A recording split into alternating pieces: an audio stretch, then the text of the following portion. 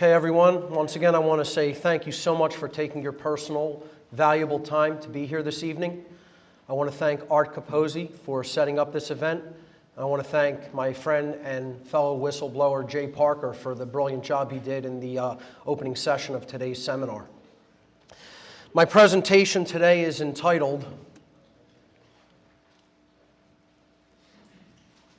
Demystifying the Occult, Part 2.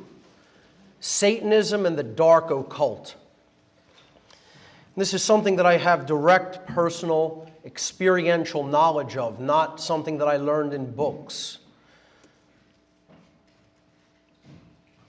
I always start my presentations with kind of caveats or warnings, if you will. And I'll step through this section kind of quickly because most people here are already familiar with my work. So this is really more for new listeners, new watchers who are watching this online. I also call this section Get Over It because we're going to come back to this theme over and over again, that ultimately what leaving this mentality that I'm going to be talking about is all about is breaking down the human ego. It's about ego death. It's about getting over your own ego. So much of these little forewarnings that I start my presentations with are about the human ego and how they can be very... The ego can make people very recalcitrant to grasping information because they're so worried about minutia and they're so worried about things that aren't of real significance. The first thing a lot of people will say when, they'll encounter some of my work is, well, there's nothing new here. He's not presenting anything brand new or, theories of his own. I've never claimed to do that. There is nothing new. There is no new human knowledge that hasn't already been uncovered, that people haven't known about in the past, that people won't learn now, that they won't learn in the future, okay? There's nothing new under the sun. This is one of the oldest occult dictums. It means that truth has always been here for us to perceive. The ego is in the way of that perception, however. All that I can do in making a presentation like this is I can stylize it. I can give my own take on things. I can give my own sense of aesthetics, apply my own sense of aesthetics to the presentation. But the knowledge is not new. The next part of this I call put on your big boy pants, okay?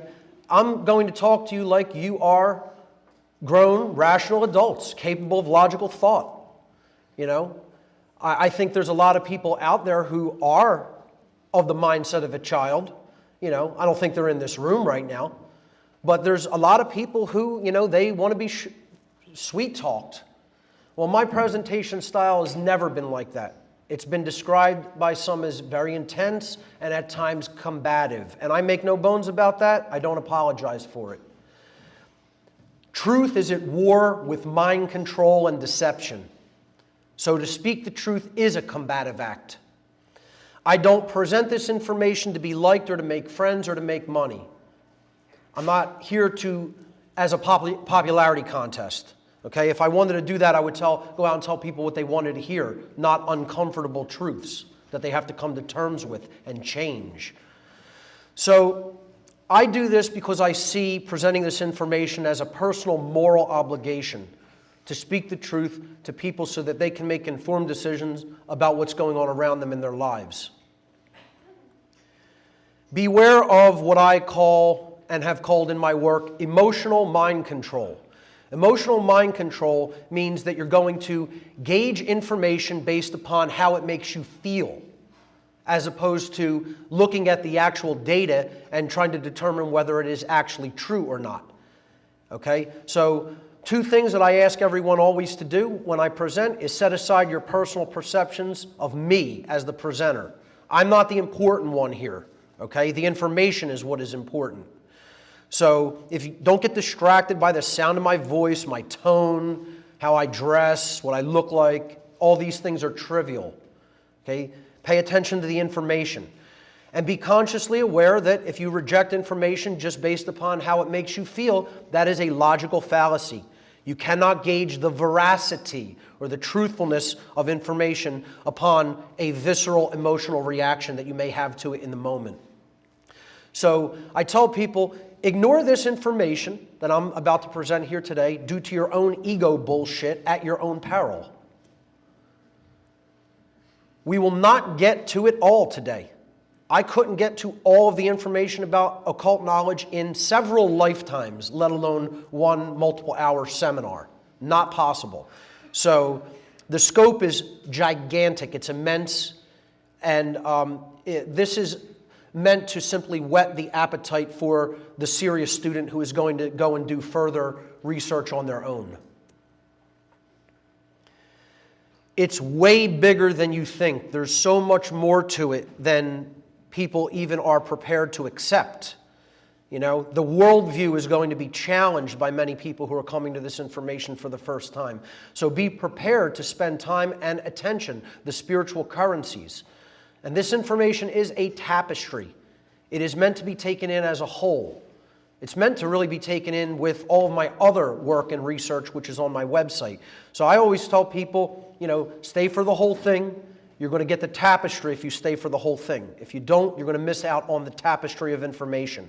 To gain the maximum value of what I present, I always tell people, go to my website, go to the audio, the podcast section, and you listen to those podcasts forward in order at your own pace, because it is an initiation school of sorts, that podcast series.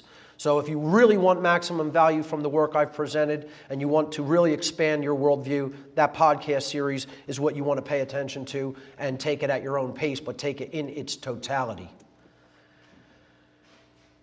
The other thing I want to say to people whose ego might be a little bit, run away is, and I hear this all the time when I start to talk to people about the occult. They'll say to me, I don't believe in that stuff. That's somebody else's religious belief, and therefore it has no effect upon me. Well, you don't need to believe in something that someone else believes in for it to have a profound impact in your life. I look at it as possibly the most naive and foolish mindset on the face of the earth to say, well, I don't need to look at that stuff because I don't believe that it's real, and so I don't think it can have any effect upon me. I tell people this is the equivalent of stating, no one's crazy religious beliefs can possibly affect me, even if they violently act upon those beliefs in a way that can do me extreme harm. I mean, that's insanity. There are a lot of religious extremists out there in the world, and they're willing to act upon their extremist, nonsensical belief system. It doesn't make a difference whether you believe in what they believe. You don't need to believe in what they believe. They believe in it, and they're willing to act upon it. You know, I mean, this is just common logical sense. I mean, extremist right-wing Christians that go and shoot up Planned Parenthood, you can get caught in the crossfire as you're walking to work. Extremist Islamic religionists can do crazy violent acts, and people can be affected. You don't need to believe in what they believe in. So please keep that in mind moving forward with when I talk about the belief systems of the people who are currently running the world. The other question I ask people when I talk about the occult is, who are you willing to listen to? Are you willing to listen to somebody who just read about it in book knowledge? They took it secondhand. Or are you willing to listen to people like myself and Jay Parker who were directly involved? We came from the other side. We came from the other team. I was a priest within the religion of Satanism for years. So, if you wanted to learn a lot about Christianity, or you wanted to learn a lot about Judaism and their belief systems, or you wanted to learn a lot about Islam and their belief systems, would you think it might be a good idea to go to one of their priests in their priest class and ask them, what is the belief system that you subscribe to and that your adherents of your religion subscribe to? It would probably be a good idea. So I'm not giving this information secondhand. I'm telling you this is their belief system. I espoused it, and I was a priest within this old religion. And Jay is explaining to you firsthand from direct satanic family, bloodline connected upbringing, first-hand experience, not from what other people have written or put out there in society. We've lived it. So, it's like we're from the other team, bringing the playbook of that team and explaining what they want to do. We took that to the other side, to the other team, because we defected, and we're trying to say, hey, here's the plays they're going to run. And you know what most people do? They want to smack the playbook out of your hand. They want to say, we don't want to hear that. Let us do our thing. Let us, believe what we want to believe. But this is exactly the situation. It's someone from within the priest class explaining to you their belief system, and it's like, you're being given the plans from the other football team. So I would just recommend that people, take to heart where this information is coming from. The first section, I'm going to do a brief review of the occult in general. And again, most people in this room know this information, but again, this is for those who may be new to my work. I gave a seminar last year called Demystifying the Occult. Actually, it was 2 years ago, almost 2 years ago. And this was done in Connecticut, and Art Capozzi also hosted this one. And in it, I basically broke down what occultism is and many of the positive traditions within occultism. So you might call this Demystifying the Occult Part 1, the light occult. I explained that all these occult traditions share basic commonalities, which is about the understanding and the reception of natural law, which is the moral laws that govern behavioral consequence. And in that presentation, I explained what occultism is in general. The word occult is derived from the Latin adjective occultus. Occultus means hidden from sight. A lot of people think occult means evil. It does not. It never has meant evil. It only means hidden. Okay, the Latin adjective occultus, meaning hidden, comes from the Latin verb occultare, which means to hide or to conceal or to keep secret. These terms are both derived in turn from the Latin noun oculus, meaning eye. So occultism is related to vision. It is related to what we are capable of seeing, capable of perceiving or not perceiving. C.W. Leadbeater, an occultist from the 20th century, said, "How shall we define occultism? The word is derived from the Latin occultus, meaning hidden, so that it is the study of the hidden laws of nature.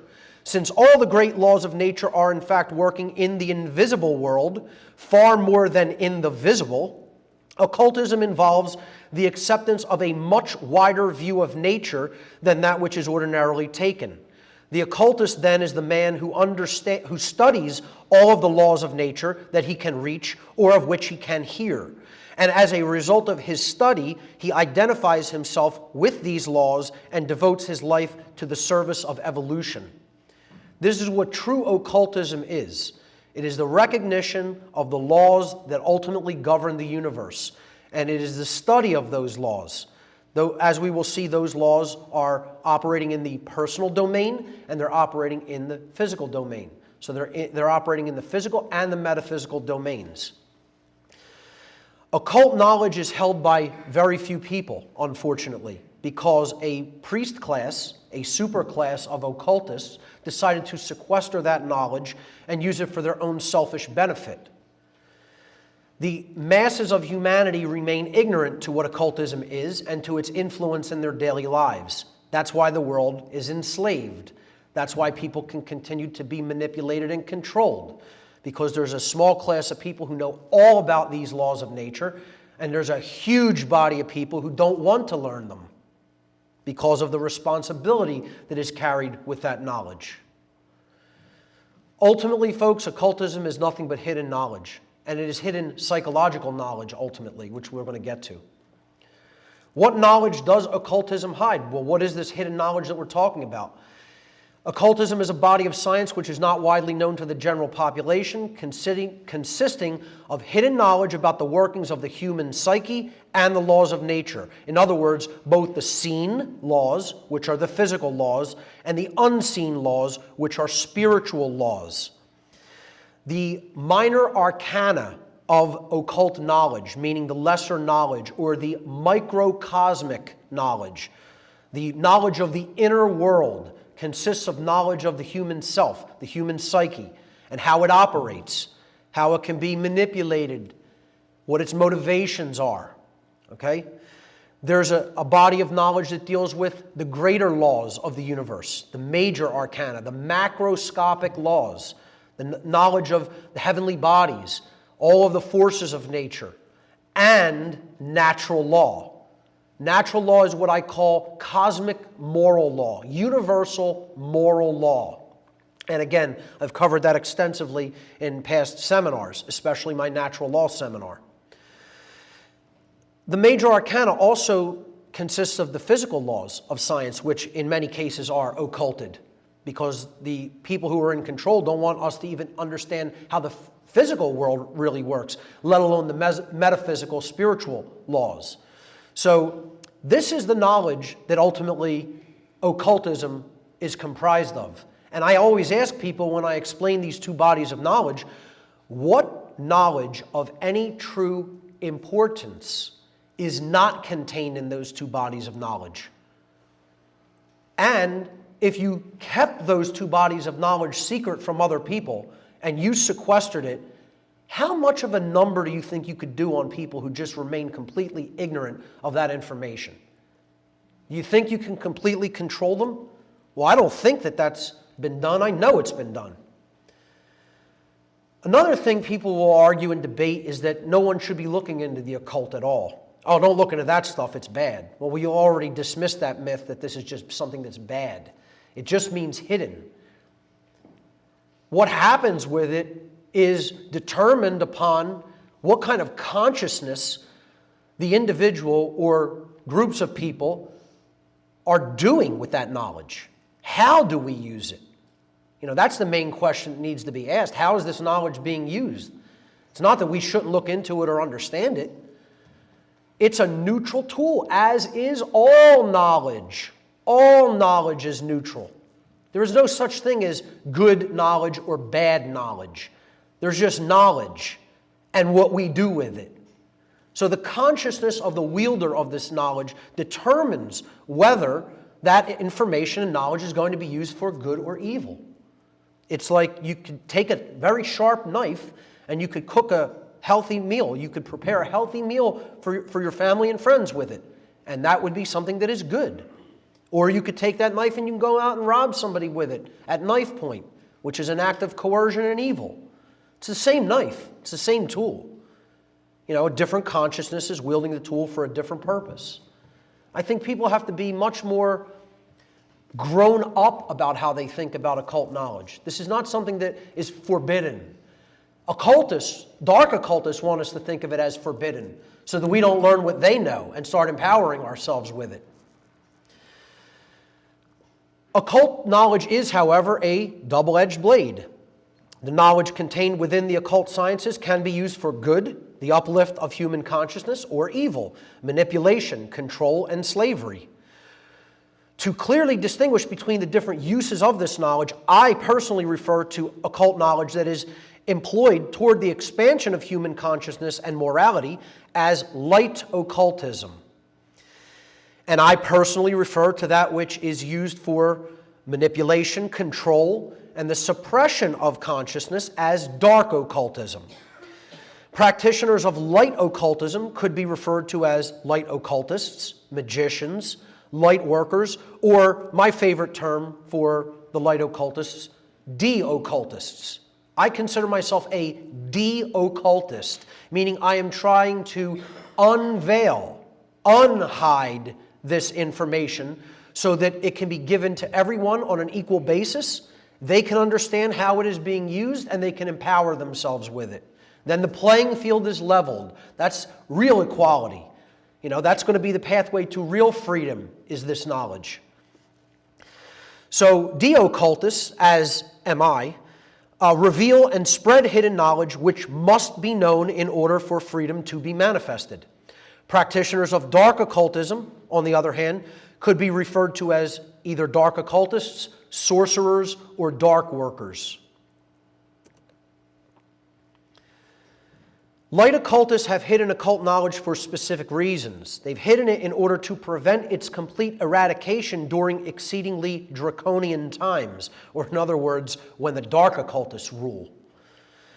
At other times, they've hidden it to prevent it from falling into the hands of would-be dark occultists, or those who knew that the empowerment that they could gain from such knowledge, but they wanted to use it for their own immoral purposes of deception and control. Light occultists have hidden it at times in the past to prevent it from falling into the hands of those dark occultists.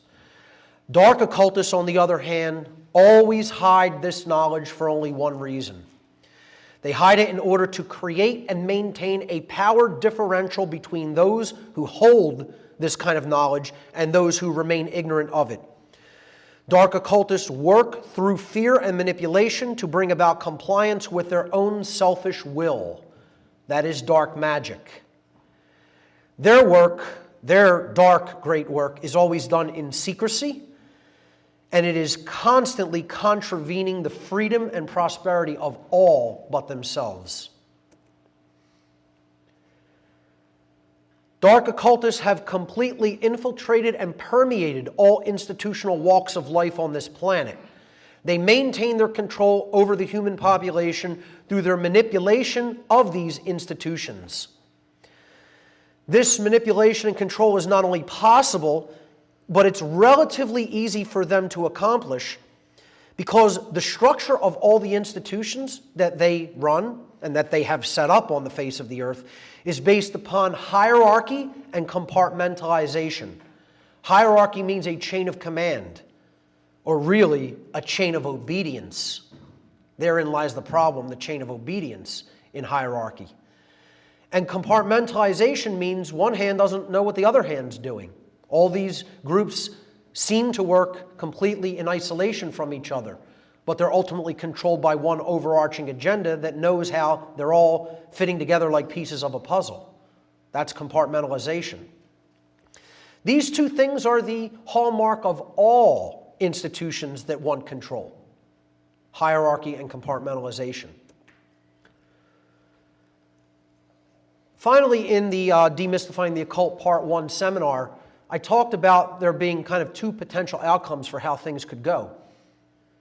And, I liken this to the Great Seal on the back of the $1 bill, because that seal is about this time that we're living in being a great transitional time period for the earth and its people.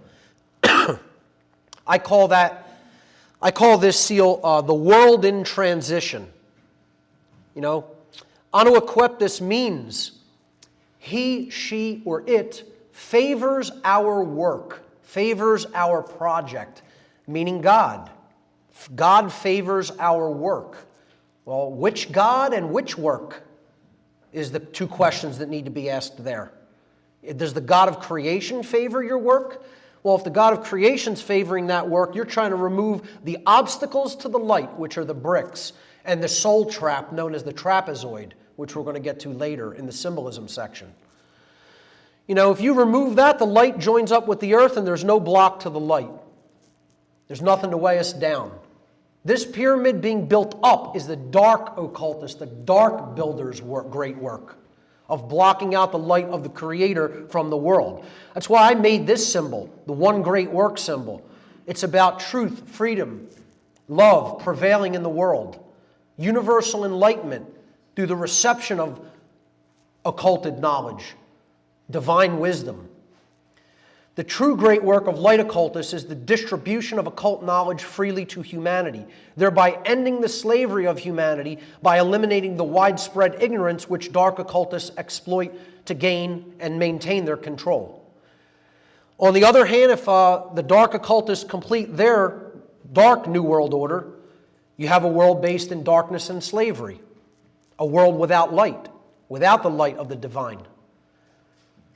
This symbol means, on the right here, this symbol means dark occultists rule an ignorant and enslaved population with an iron fist.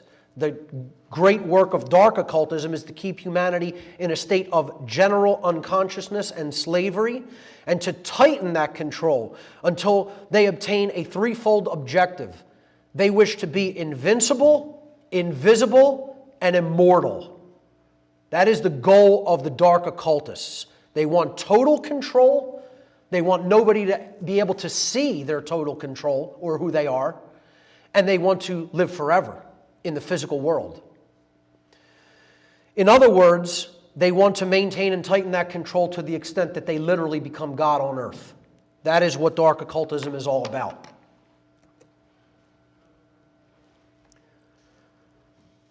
It works in this world through something known as Satanism.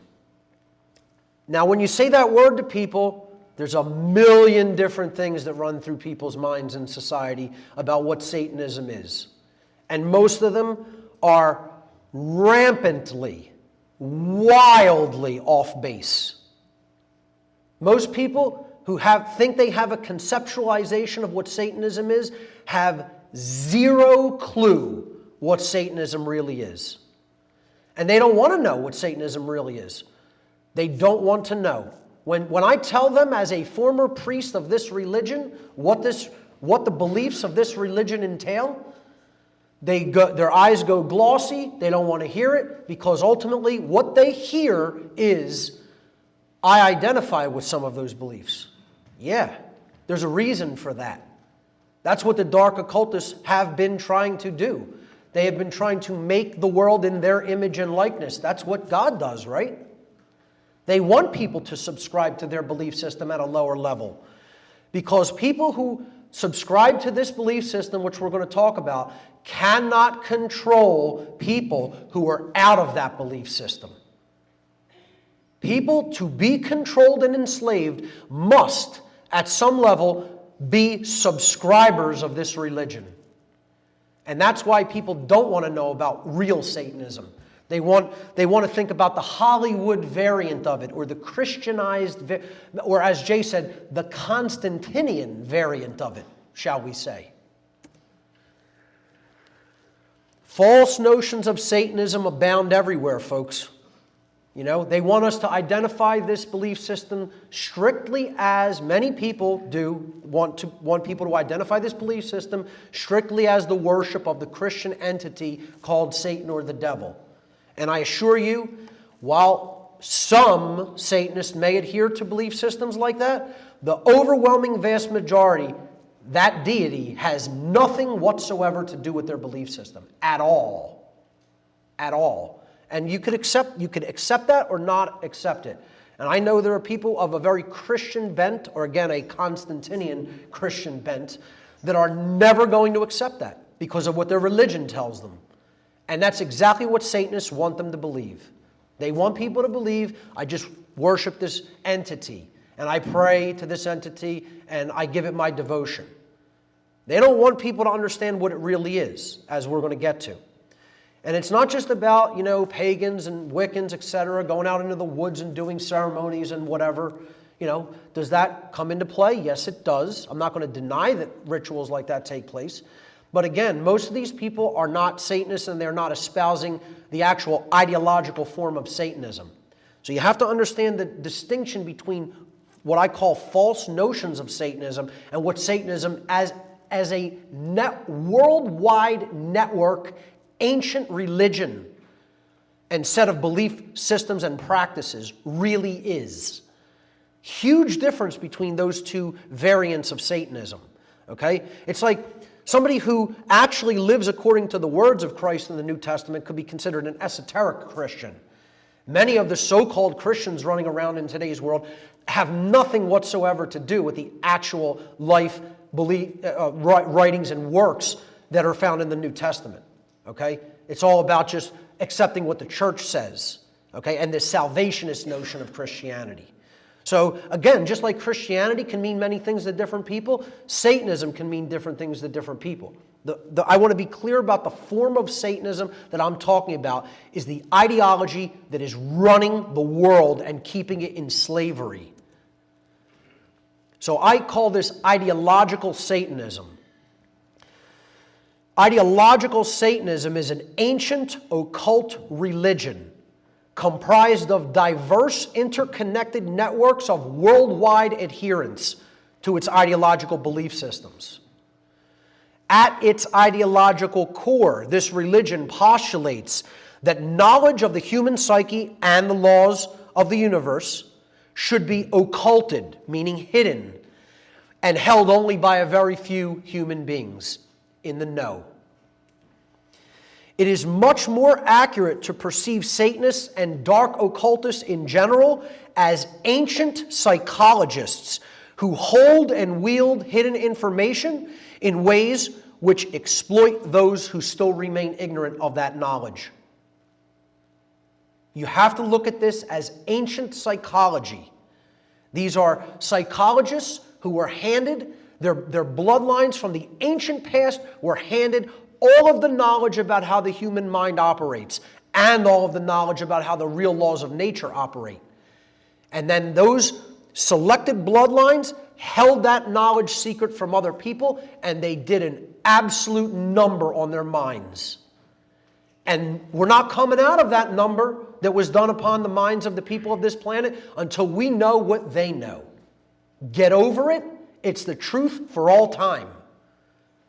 You know, all the religionists out there who insist, no, you shouldn't look into this, you don't know what you're talking about, and your ego's in the way.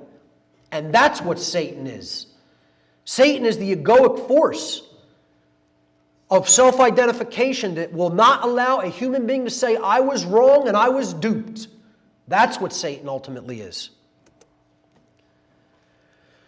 Through the power differential that Satanists gain by way of manipulating those who remain in ignorance of this occulted knowledge, this small minority of those who are in the know wish to permanently rule the masses of humanity and effectively become God on earth. This is one of their goals. Absolutely. They don't want to worship any deity. They want to become deity. That's what Satanists believe.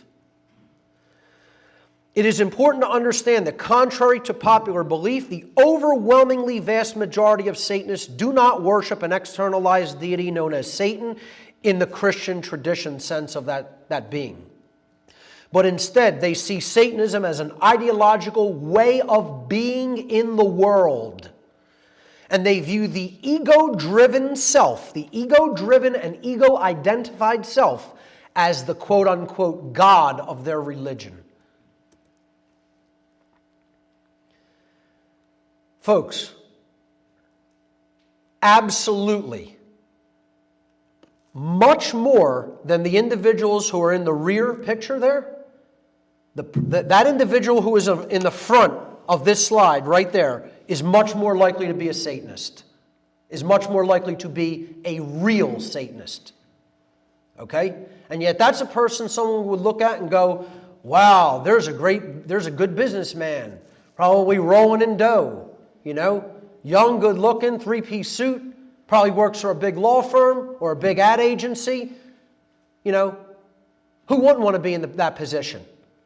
And I guarantee you, more so than even individuals like this, someone like this, right there in their mind, is the satanic ideology. I guarantee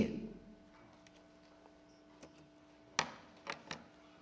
Why name this quote-unquote religion or ideology after the biblical or Christian Satan? The symbolism and trappings of the Christian devil or Satan are used in modern Satanism, and they are. And they're used for two main reasons. The first reason that this symbolism and trappings are used is to try to make outsiders of Satanism see Satanism as quote-unquote, just another quaint religious belief that is based upon traditional Christian belief systems. That's what they want outsiders to think. Oh, those Satanists, it's named after Satan, they believe in Christian stuff. They worship the Christian devil. That's how easily it can throw people off the idea of what real, true ideological Satanism is. And we're going to get to its main tenets.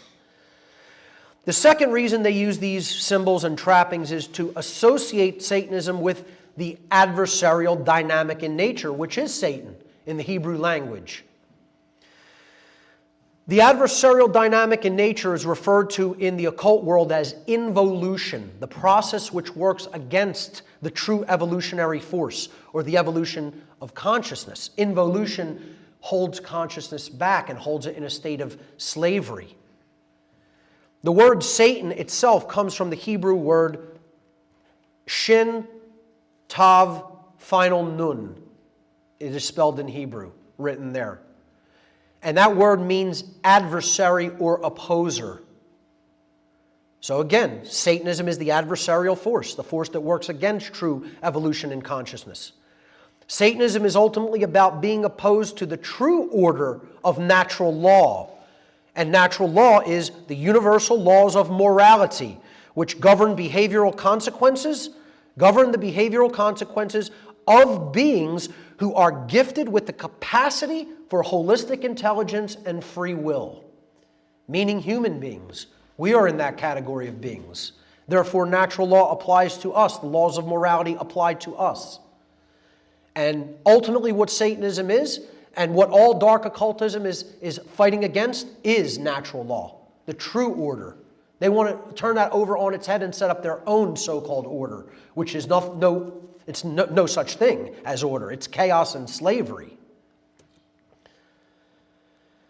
So let's get into my personal background and my personal involvement with Satanism. I was born, and there's not going to be too many pictures. As a matter of fact, in doing this presentation, I realized I have very little pictures of myself from back then, or even pictures with family. You know, I'm not a person who's big into nostalgia. Never was. You know, I've always tended to live in the moment and have this idea of present moment awareness, but I don't really keep a whole lot of photographs. Digitally now I do more than I did in the past, but in the past I have very little actual, photographic documentation, I guess you could say. I wasn't a big camera person or picture taker. So this is a shot actually of me from the mid-90s when I was at the height of my involvement in Satanism. I was born into a traditional and typical Roman Catholic Italian-American family from South Philadelphia. In my youth, I accepted without much questioning a great deal of the religious dogma which was given to me by family members and school teachers. In my late grade school and early high school years, I began to question those dogmatic religious beliefs. But because I lacked the knowledge of astrotheology, again, this is something that a lot of religion is based upon, and you can look into it in my work on my website and my other videos. Because I lacked the knowledge of astrotheology at the time, which could have helped me to put that religious indoctrination into perspective, the questioning that I was undergoing turned to extreme anger and rage. And I acted upon that anger and ignorance by saying, I'm going to go out and find the polar opposite. I'm going to go out and find the polar antithesis of this Christian belief system that I was indoctrinated into and lied to about what it really was. And I found that polar opposite in the form of LaVeyan Satanism, which I'm going to explain what that is. But Satanism and dark occultism in general were the ideologies that I gravitated to. And I did this as a rebellion against the belief system into which I was personally born. I began to espouse through my own writings and through my own music the ideology of the branch of Satanism called LaVeyan Satanism. And I formed a death metal band in the past that sung about the ideology of Satanism. It was called Insanity, a mixture of the word insanity and Satan. We got signed fairly quickly to a European recording label in Greece, and we released one full-length album which was called Divine Decomposition, pictured there on the left. It promoted the satanic ideology, particularly the ideology of LaVeyan Satanism, in its lyrics. And I also wrote and espoused the satanic ideology in zines, mini magazines. They're called fanzines. You don't see too many of them around nowadays, but back then, before the internet, before blogs, these were the blogs of the early 90s. So I wrote for fanzines and espoused the satanic ideology in them. Eventually, some of my work in writing and in music was noticed by Anton LaVey. He was the high priest at that time of the organization called the Church of Satan, which operated in San Francisco. Its headquarters have since been moved to New York City. LaVey himself, in March of 1997, granted me the rank of priest within the organization called the Church of Satan. And he did this himself through, I didn't ask for the appointment. He appointed me because he said that I was an excellent spokesperson for the ideology, and therefore wanted to give me the rank, wanted me to come out to San Francisco and meet him, and he wanted me to head a grotto on the East Coast. Grottos are what Satanists refer to their congregations. It's like a coven in Wicca or in other pagan religions.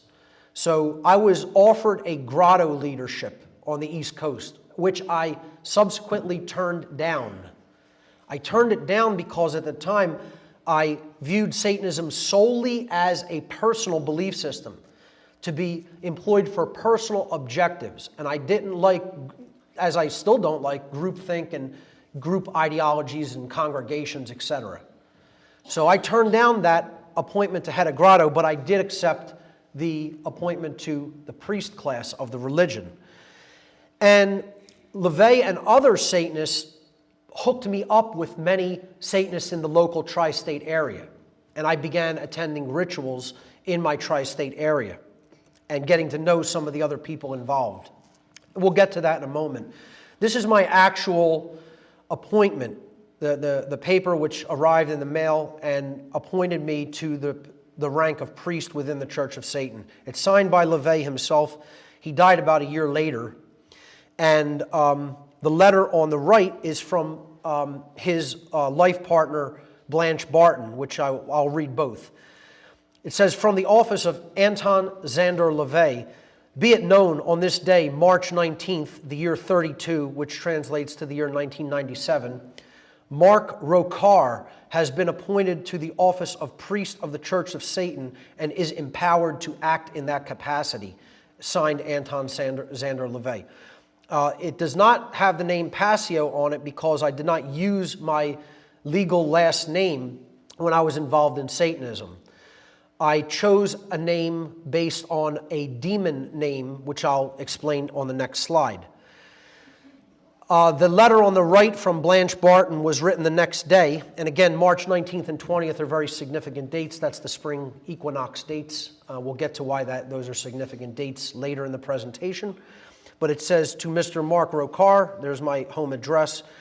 "Dear Mr. Rokar, Dr. LaVey has been favorably impressed with the skill and mastery you have shown in various opportunities to represent the Church of Satan and Satanism in general. You have proven yourself to be magically and materially adept. Therefore, he felt it was high time you were granted the title of priest in recognition of your dedication, knowledge, and ability. Congratulations, Reverend Rokar. Please keep us abreast of your activities, interviews, and musical releases. May the fires of hell continue to strengthen and inspire you. Hail Satan, Blanche Barton," who was basically LaVey's, performed secretarial duties for Anton LaVey, the high priest of the Church of Satan at the time. Now, before we go any further, I want to say this does not mean anything, okay? This organization is very, very low level in the worldwide hierarchical network of Satanism. Extremely low level. And I'm going to explain where it fits into that hierarchy. But to think that because I got an appointment to a priesthood, a low-level priesthood in a low-level organization, that made me some kind of a big shot in the satanic worldwide hierarchy, it doesn't mean that, okay? I saw things from a very low level, and that was enough. I don't make any bones, or I don't make any claims to even seeing or having the knowledge that someone like Jay Parker had from being in the family he was born into. Okay? He saw things that I certainly never saw. But once again, I saw enough to know that that's certainly where it goes, without any question in my mind. The name that I took, I'll briefly explain, is from a Gnostic text that was, I believe, part of the Nag Hammadi library, called the Pistis Sophia, which means the faith wisdom. And it's essentially a conversation between Jesus and Mary Magdalene. And in part of the book, Jesus is describing what hell is like, okay? When, in this Gnostic tradition, when sinners die and go to hell, they're put into certain areas of chastisement. So they, basically undergo certain torments and then learn their lessons about what they did wrong. Kind of like the earth. But here's where I got the name that I chose in Satanism from. From the Pistis Sophia, Mary said unto Jesus, "What type is the outer darkness," meaning hell, "and how many regions of chastisement are there in it?" Jesus answered and said unto Mary, "The outer darkness is a great dragon, whose tail is in its mouth, outside the whole world and surrounding the whole world. Within it there are 12 mighty chastisement dungeons, with a ruler in every dungeon, each ruler having a different face. In the 11th dungeon is a multitude of rulers, and every one of them has 7 cat-faced heads. The great ruler over them in this region is called Rokar. I'm born under the sign of Leo. I've always heavily identified with the great cats, the lion, the tiger, etc. I would consider them my familiar animals.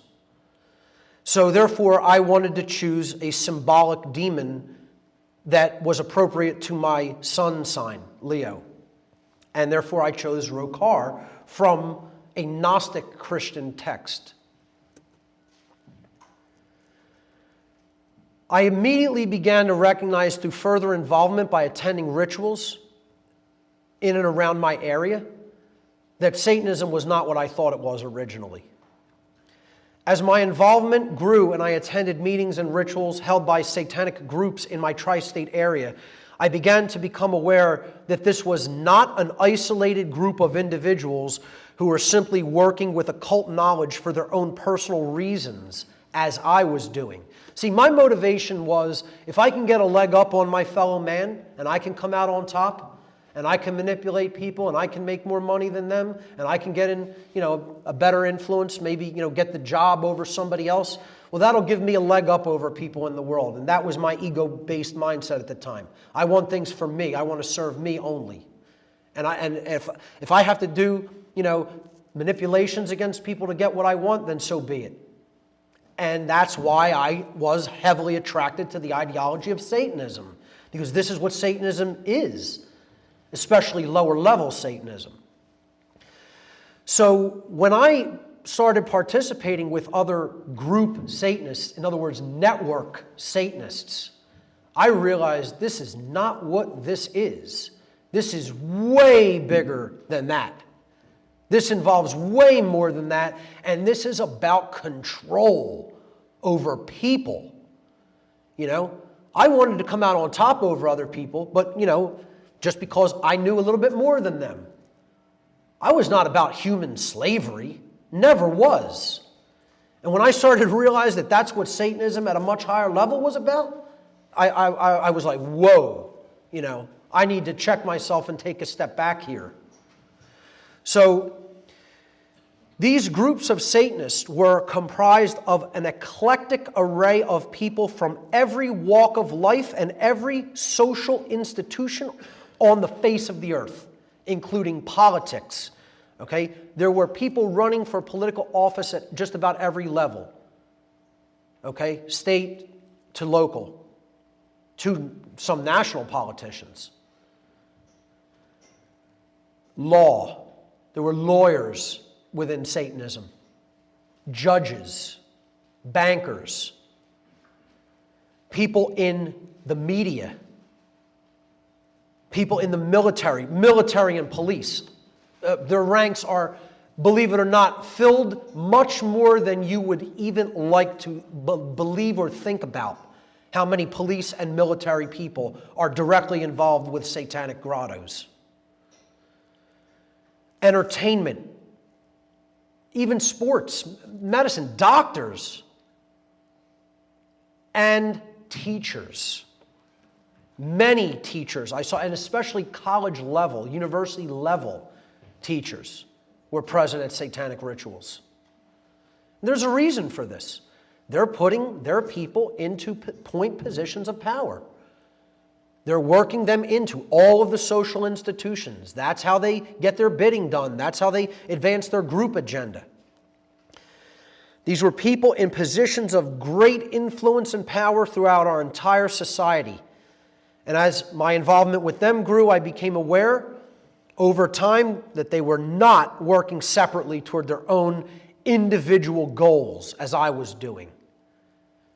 Instead, they were working together as a tight-knit unit of a hierarchical worldwide network toward one common goal, and that goal was to increase their own collective power at the expense of everybody else's freedom. In other words, they wanted to become the kings of the world and enslave everybody else in the process. That was their goal. And they talked about it openly and plainly. I don't know how many people just saw the people from the BLM, at some banquet together, talking about how they're beating all of these people out of land. They're giving them pennies on the dollar, laughing about it, laughing about how they just basically robbed two old World War II veteran men who were living together out on this lot of property out somewhere in New Mexico or something, and it was a mine worth over $40 million, and they acquired it for pennies on the dollar, and they were laughing about it. And they were laughing about how much land they hold in, governmental hands versus how much land is still held in the public hands. And they were laughing about it, as if we own the entire western portion of the country. Thinking it's funny that they helped the government do this. But, see, they didn't know there was a hidden camera in that room. So they were talking about it very blatantly and openly, actually even saying, we're the bad guys. We steal money. We beat people for what their property is worth, and we take it for pennies on the dollar. Saying things like this openly, blatantly, and then laughing about it. Laughing about it. This is what it was like at satanic rituals and meetings. These people talk very plainly among themselves. They know what they're doing. They know how to get it done, they're doing it, and they're laughing about it.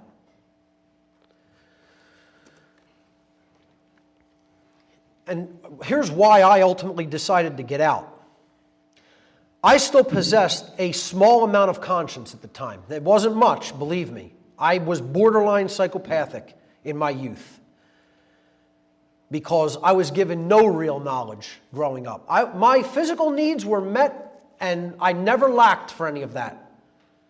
But emotionally and spiritually, did I really have a proper upbringing? Was I truly raised? No. I was taught not to try to do blatant harm to other people, things like that, what we're all taught. But was I really taught anything about what was really going on in the world? No. Was I taught to get involved in things that are truly right and take a stand against evil? No. I wasn't activated with real knowledge. That's what the goal of real parenting should be, to do with a child if you're going to take the responsibility of bringing a child into the world, okay? And that wasn't done with me. And I'm not saying I hate my family because of it. It's that they were ignorant and, mind-controlled as well. But I didn't have what you could call activated conscience earlier in life. Let's just say at all. But there was still enough there that I didn't think enslaving the population of the people of Earth was something that we should be trying to do. There was at least that much conscience left. So as I became aware that I had become involved at a very low level with such a sinister organized syndicate, that made me take a step back. It made me reevaluate my own worldview and my own behavior. I came to the realization that these low-level satanic groups were actually operating as a psychological vetting and filtration system. Now, take heed of that term. a psychological vetting and filtration system. So I'm going to read you the application of even a low-level organization like the Church of Satan in a moment. And that is a filtration system for their worldwide hierarchical system of totalitarian control, which is based in the ideology of dark occultism. Low-level satanic orders, such as the Church of Satan, act as an interface with the general public and serve as a wide-scale effort to locate people with certain personality traits and skill sets. And one of the skill sets they were looking for, particularly, I believe, with someone like me, was communication skill sets. I'm sorry, let me take a step back.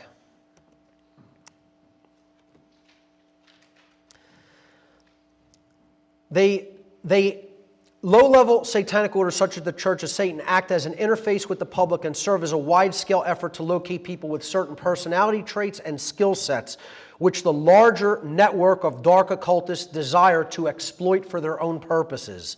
Such individuals are then groomed for placement into positions of power within social institutions in order to advance their predetermined group agenda. So it is a psychological vetting and filtration system, and they're looking for psychopathic characteristics. People who will step up and take part in the enslavement of their fellow man. Here's what I look at the general organizational, and again, it's not very detailed. It's a very general organizational chart of how these low-level satanic orders operate within as an interface with the general public to bring people up into their lower ranks. So low-level dark occult groups such as the Church of Satan, this would be, down here, low-level dark occult orders, Church of Satan, Temple of Set, etc., operate as psychological vetting and filtration systems for the worldwide hierarchical satanic network of totalitarian control. Low-level satanic orders such as the Church of Satan act as an interface with the general public and serve as a wide-scale effort to locate people with certain personality traits and skill sets which they want to exploit. Now, as you go up through that organization, they're taking people from the general public, they're working them into the low-level positions of these orders. So then you go up here, and they would put some of those people at this level. Financial control, political control, media control, etc. These organizations are also run by dark occultists. And they're filtering people. Once they groom them from these lower levels, they'll groom them up into positions of power at that level. Then it goes up into higher levels of power and higher levels of dark occultism from there. Higher level dark occult orders such as Skull and Bones. The intelligence agencies are dark occult orders. Bohemian Club, etc. And think tank organizations like Tavistock Institute and the Bilderberg Group, etc. Then you have highest level dark occultists from ancient ruling family bloodlines. Again, these very ancient families that come right out of the ancient world, Old Egypt, connected to the pharaohs, the kings of Sumer, and Ur, and right back into the pre-Diluvian age. So, and then it connects back up with non-human entities, which I've talked about in some of my other work. Not really going to get big into that today. But you have to understand that that's how these low-level groups work. They are a psychological vetting and filtration system. Let's take a look at the Church of Satan's membership application. Okay? This is the Church of Satan's active membership application. Give your complete name, your mailing address, your telephone number, your email address, your sex, your date of birth, your place of birth, height, weight, color of eyes, color of hair, marital status, name, birth date, and birthplace of spouse if married, number of children and their ages, previous religious affiliations and offices held, nationality, ethnic background, current citizenship, educational background and degrees, present occupation, special interests, talents, abilities, hobbies, collections. I am interested in participating in special interest groups, yes or no. I am interested in participating in contact with local active members. I remember checking that one, yes. That's how I got involved. I am interested in serving as a contact point or media representative in my area, yes or no. Okay? Now, here's the questions that you have to, on separate sheets of paper, provide answers to in the form of essays, okay? Like extended answers. Provide answers to all of the following questions on additional sheets of paper. What are your impressions of the Satanic Bible, the book written by Anton LaVey, which basically coalesces the satanic ideology into a book? And he was put up to writing that book. He was put up to writing it by higher level dark occultists. This has come out in the past by one of his children, explaining that he was charged to write that book, to give the whole ideology of Satanism in a much lower, watered down level to the general public, to identify people who would be drawn to that belief system and then again flow into their ranks. What do you expect to accomplish through membership in the Church of Satan? If you were granted 3 wishes, what would they be? What is your attitude toward animals? If you have any pets, describe them. What is your ideal animal? Now, you're going to see as these questions go deeper and deeper, this is a psychological profile. They're building a psychological profile so that they can identify what can we get out of this person? How can we use them? How psychopathic are they already? Are you satisfied with your sex life? Describe your ideal of a physically attractive sex partner. What is your life's goal? What steps have you taken to attain your life's goal? Do you find any of our tenets objectionable? If so, which tenets are objectionable to you and why? How many years would you like to live? What are your musical tastes? Provide examples. Cite 4 motion pictures you consider your favorites and why. What are your food preferences? Cite 4 books you consider your favorite and why. If you own an automobile, describe it. What is your ideal automobile? As a child, what were your favorite pastimes? What was your disposition like as a child? Of which country other than the one in which you now reside would you prefer being a resident? In what type of dwelling do you live? Describe your ideal home. Describe your political philosophy. What is your personal definition of magic? Do you feel oppressed or persecuted in any way? If so, explain why. Are you self-sufficient or are you most productive in a group? Do you make friends easily if you so choose? What is more important to you, self-satisfaction or approval from others? Would you rather influence others or be influenced by others? Do you feel you have leadership capabilities? Do you consider yourself a good judge of character? In what other organizations do you hold membership? Have you possessed or used illegal drugs? Or have you ever been convicted of a crime? If so, explain in full. And again, drug use is extremely frowned upon in this form of Satanism. And I'll tell you what, the number 1 frowned upon substance over any other substance is? What? Cannabis. Thank you. I mean, you were practically ostracized if you even talked about cannabis. Because they know its healing potential and power. They know not only its healing potential physically, but psychologically. And they don't want anybody touching it. Let's see, where was I? Describe a significant experience in your life bordering on what you would consider the paranormal or the demonic, if any. What forms of entertainment do you prefer? Tell one of your favorite jokes. Have you ever served in the armed forces? If so, provide pertinent data. How long did it take you to join the Church of Satan since becoming aware of it? Are you a smoker? If so, to what extent do you smoke? Have you accomplished anything important or significant in your life? If so, what? Which parent do you admire most and why? Do you drink alcoholic beverages? If so, to what extent? State your preferences. Do you have any tangible services or resources which you would care to contribute to our organization? Are you free to travel? And if so, to what extent? Give your personal definition of Satan. Provide your signature attesting to the above and enclose a personal photograph. That's not a psychological profile, then I don't know what is. Here's how easy I got out. And when I tell this story to people, they find it difficult to believe because they think this is like the mafia, where they're going to come after you because you know where all the bodies are buried. Well, one, I didn't know where the bodies were buried because at the level of Satanism I was involved in, they didn't go and just go out and perform crimes, okay, and like take you into that whole criminal syndicate world. They talked openly about how they controlled everything and what their plans were, but there were no actual physical crimes committed at this level. I'm sure once you do get into levels that are doing that, then they do very much care when you're saying, goodbye, guys, I'm ready to get out. But not at the level I was involved in.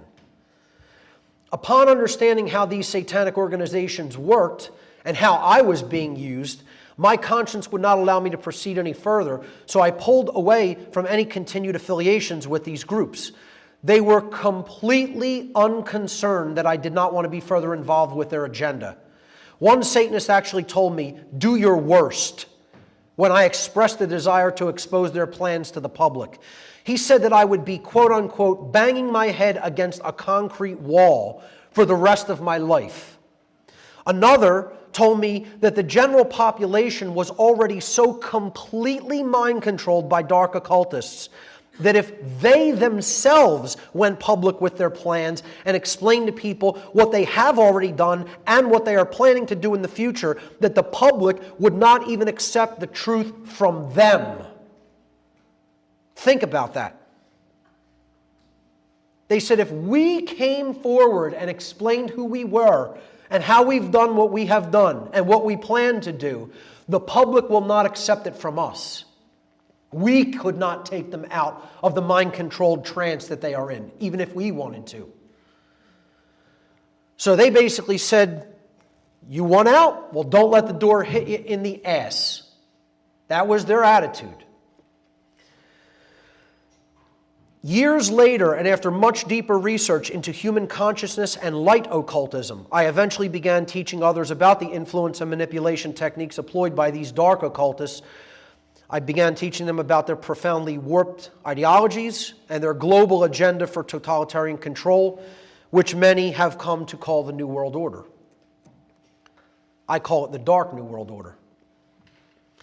Let's look at the main tenets of the satanic ideology, the main belief system tenets of this old religion. And before we go into what I call the four overarching tenets, let's look at some of the things they put out publicly about what they're about. This is called the 9 Satanic Statements from Anton LaVey's book called The Satanic Bible. Satan represents indulgence instead of abstinence. Okay? So it's all about feeding the self, living for pleasure pursuits. Now, I'm not saying everybody should just, live a totally ascetic, monk-like lifestyle. Okay, I've never claimed that. I have no problem with people experiencing pleasure here on earth. It's when you make that your highest thing that you identify with and that you want to live for that all the time that it becomes a problem. Okay? So this is the number one thing that Satan represents to Satanists. It doesn't say it represents the Christian devil and that we should get on our knees and worship it. It says it represents indulgence, meaning I get what I want. That's the first thing Satan represents to Satanists. Satan represents vital existence instead of spiritual pipe dreams. Satan represents undefiled wisdom instead of hypocritical self-deceit. And I just want to say, this is what Satanism represents to the Satanist for the Satanist. Okay? It is the Satanist does not want these things for others. It wants these things for themselves only. Okay? Satan represents kindness to those who deserve it instead of love wasted on ingrates. Satan represents vengeance instead of turning the other cheek. Satan represents responsibility to the responsible instead of concern for psychic vampires. Satan represents, this is a very important one, this 7th one right here. Satan represents man as just another animal. sometimes better, more often worse than those that walk on all fours, who because of his quote-unquote divine spiritual and intellectual development has become the most vicious animal of all. 8, Satan represents all of the so-called sins as they all lead to physical, mental, or emotional gratification. 9, Satan has been the best friend the church has ever had as he has kept it in business all these years. Satanism also has sins. They have things that their membership should never do or should never participate in. Now, I describe this section, the 9 satanic sins, the so-called satanic quote-unquote sins. These are what Satanists forbid among their own ranks, but that which they wish to peddle to everyone else so that everyone else is easier to manipulate and control. The 9 satanic sins: stupidity. That's the first thing they want the public to be. But they don't want to be stupid. They want to have all the knowledge. They want the public stupid. Pretentiousness. Solipsism. Again, meaning that there is no such thing as truth. The belief that truth does not exist. Satanists don't think that truth does not exist. Satanists think truth exists, and they want to understand it and keep it from other people so they can control those people who are in that level of ignorance to the truth. So they want to peddle solipsism to other people. That's why solipsism is so gigantic in the New Age movement religion. Huge, huge belief system in New Ageism. The idea that there's no such thing as truth, or that, oh, it's all just perception. It's my truth, your truth, her truth, his truth. Number 4, self-deceit. 5, herd conformity. Again, they don't consider themselves members of the human herd. They want everybody else to be herd conformists, but not them. You know, they want to be the farmers who rule the herd.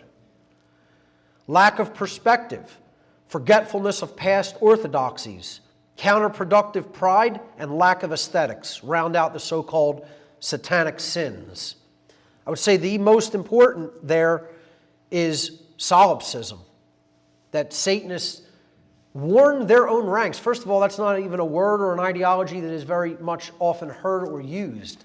And they took it upon themselves to put that very high up in their list of quote-unquote sins, because they want their membership to know what solipsism is and know that they should not be participating in it, but they want to peddle that to everybody else. What I identified as the overarching 4 main tenets of Satanism are as follows. Selfishness as the highest goal. And no bones are made about this by their rank and file members. The first tenet of Satanism is the dictum that, quote unquote, self-preservation is the highest law. And this is about more than just physical survival. Okay? Put in other words, the survival and comfort of the physical self is always a more important goal than doing what is morally right. Live for yourself only and only care about you and yours. If you must step on others to get what you want, then so be it, for this is a dog-eat-dog world.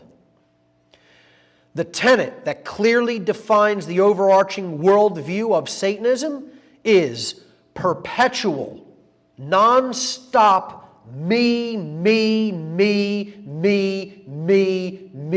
thinking. Now, do you think that's the ideology that is in most people in this world? Do most people think like that? All day, every day?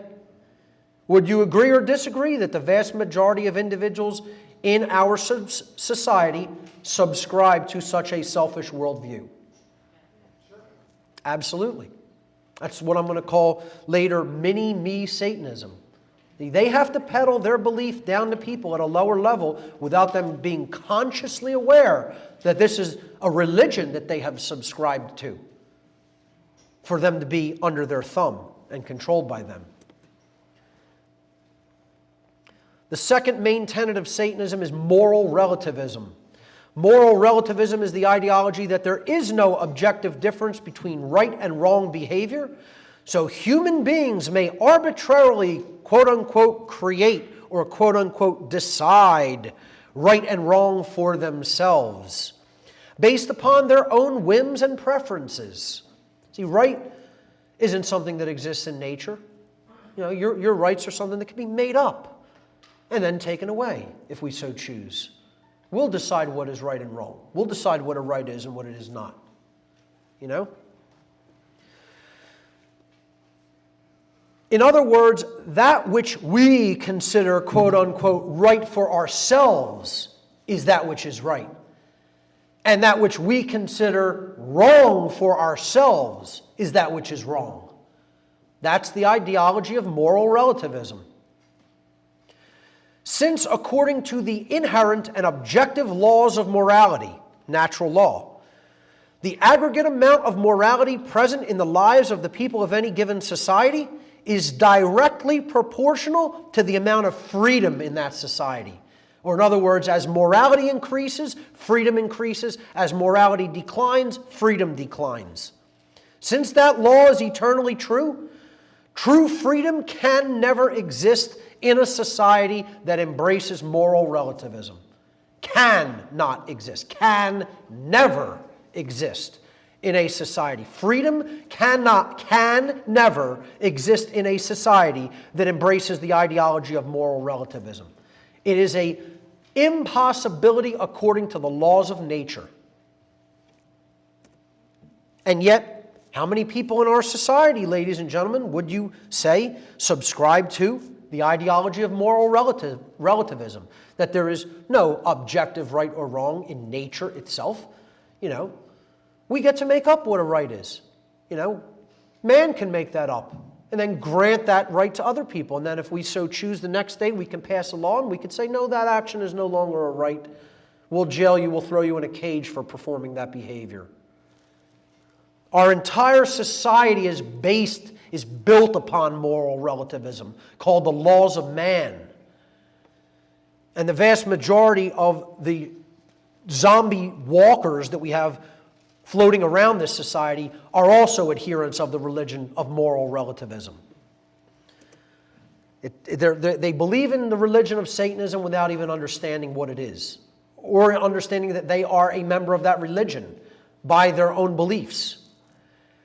The third tenet of Satanism is social Darwinism.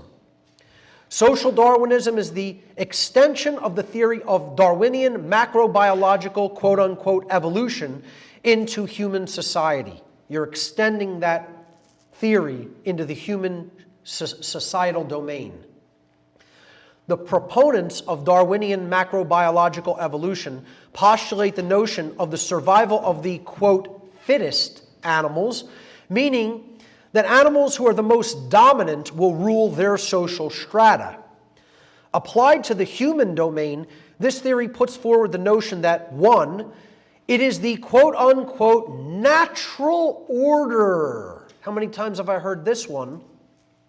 And even desirable for human society to be ruled by the most dominating and vicious human beings. Now, I can't tell you how many times I've been told that with a serious, straight look on people's face. Hey, this is just the natural order. The dominant, the alpha humans come out on top and they just rule over everybody else. That's just the way things are. It's just the natural order of things. There's nothing natural in that, folks, and believe me, there's no order in it. You're only going to get chaos from believing in that belief system. The second postulation of social Darwinism is that such humans' genes, their genes, are the reason that they acquired their position of power, and their genes are the reasons they maintain those positions of power. It doesn't have to do anything with the situation, societally, that they maybe were born into, or, you know, the amount of resources they were handed at their birth, or the bloodlines they come from because they were born from super rich ruling families. No, it has nothing to do with that. Their genes got them there and maintain that position. You know, it has nothing to do with people's belief in money and that they'll do any absolutely wretched behavior if given enough money, you know, for their own enslavers. No, their genes maintain that position for them. Yeah, it makes a whole lot of logical sense too. Not only is it sick and parasitic, but you can see how much sense it actually makes. Would you agree or disagree that the vast majority of individuals in our society subscribe to the ideology of social Darwinism? And I would say, yeah. I'd say most people do, more than not. The fourth and final tenet takes the entire ideology to its final solution, you might say.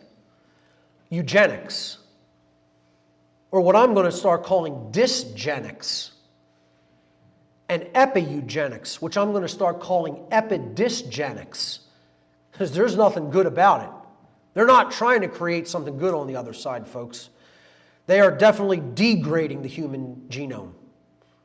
That's what dysgenics is. Let's talk about the word eugenics, the classically defined word eugenics. The word eugenics is derived from the Greek adjective eugenes,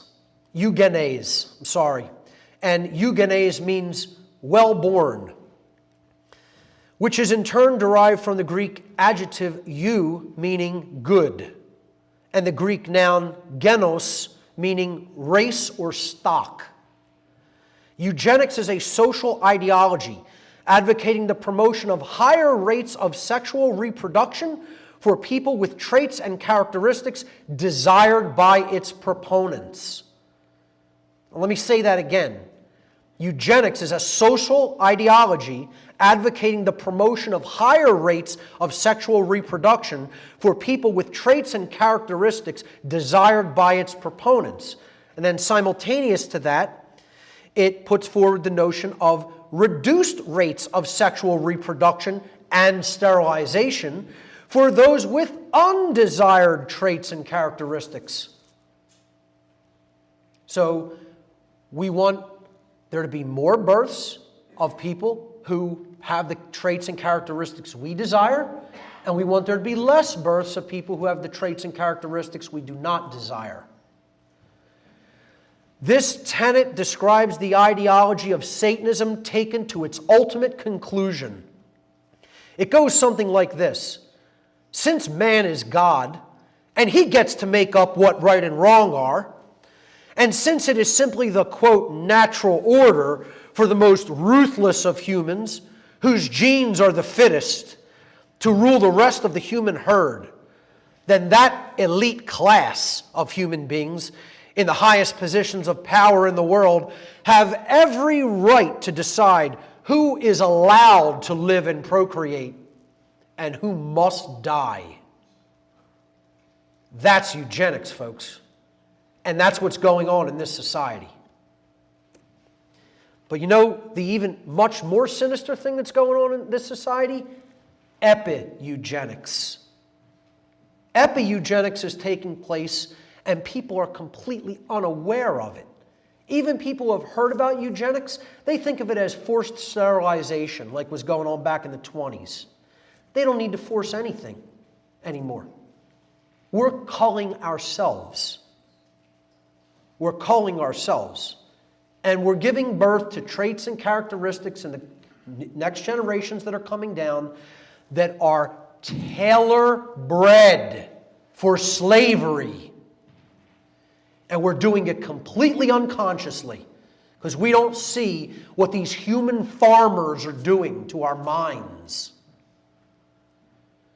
Epi-eugenics, a word which I have coined myself, is the propagation of eugenics by way of mind control and quote-unquote selective breeding by the very population which the eugenics strategy is targeted to destroy. One could call it getting the herd to cull itself.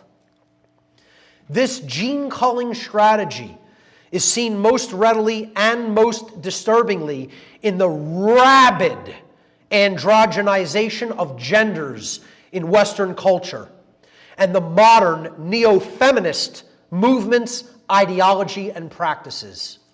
And I am going to be covering this in an extensive 2-day presentation that I'll be giving at Free Your Mind 4. This will be my topic. It's going to be called The Unholy Feminine, neo-feminism and the satanic epi-eugenics agenda.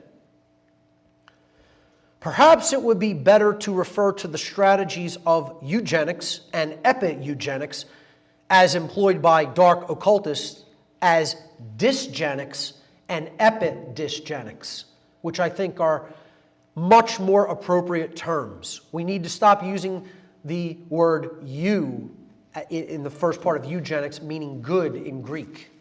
There's nothing good about it, folks. It is to degrade human genetics and ultimately to degrade the human soul. Hey, Mark. I'll take questions at the end of the presentation. Just open a window. It's getting a little You can go right ahead, absolutely. I'm going to take some time right here to screen an interview with an actual Satanist that was also a priest in the organization that I was a priest within, the Church of Satan. He subsequently left the Church of Satan. And he left it because he said it was not evil enough for him. He said it was not hardcore enough for him. He said it was not fascist enough for him. And he said it did not advocate eugenics in a brutal enough fashion for him. Now, how psychopathic is that? However, to this person's credit, in this interview you will see how psychopathic this person is. To his credit, later, many years after I came out of this mentality, he finally did break this mentality and became a Buddhist. You know, I'm not saying he went all the way and became a spiritual anarchist, but hey, it's a lot better than where he was, okay? You know, sometimes we got to do this in stepwise progressions. His name is Nicholas Schreck, and he was the life partner at the time of Anton LaVey's daughter, Zena LaVey. So you are going to hear him talk about his music promoting the satanic ideology in this interview. I want you to pay very specific attention to some of the things he says. So here we go. Nicholas Schreck.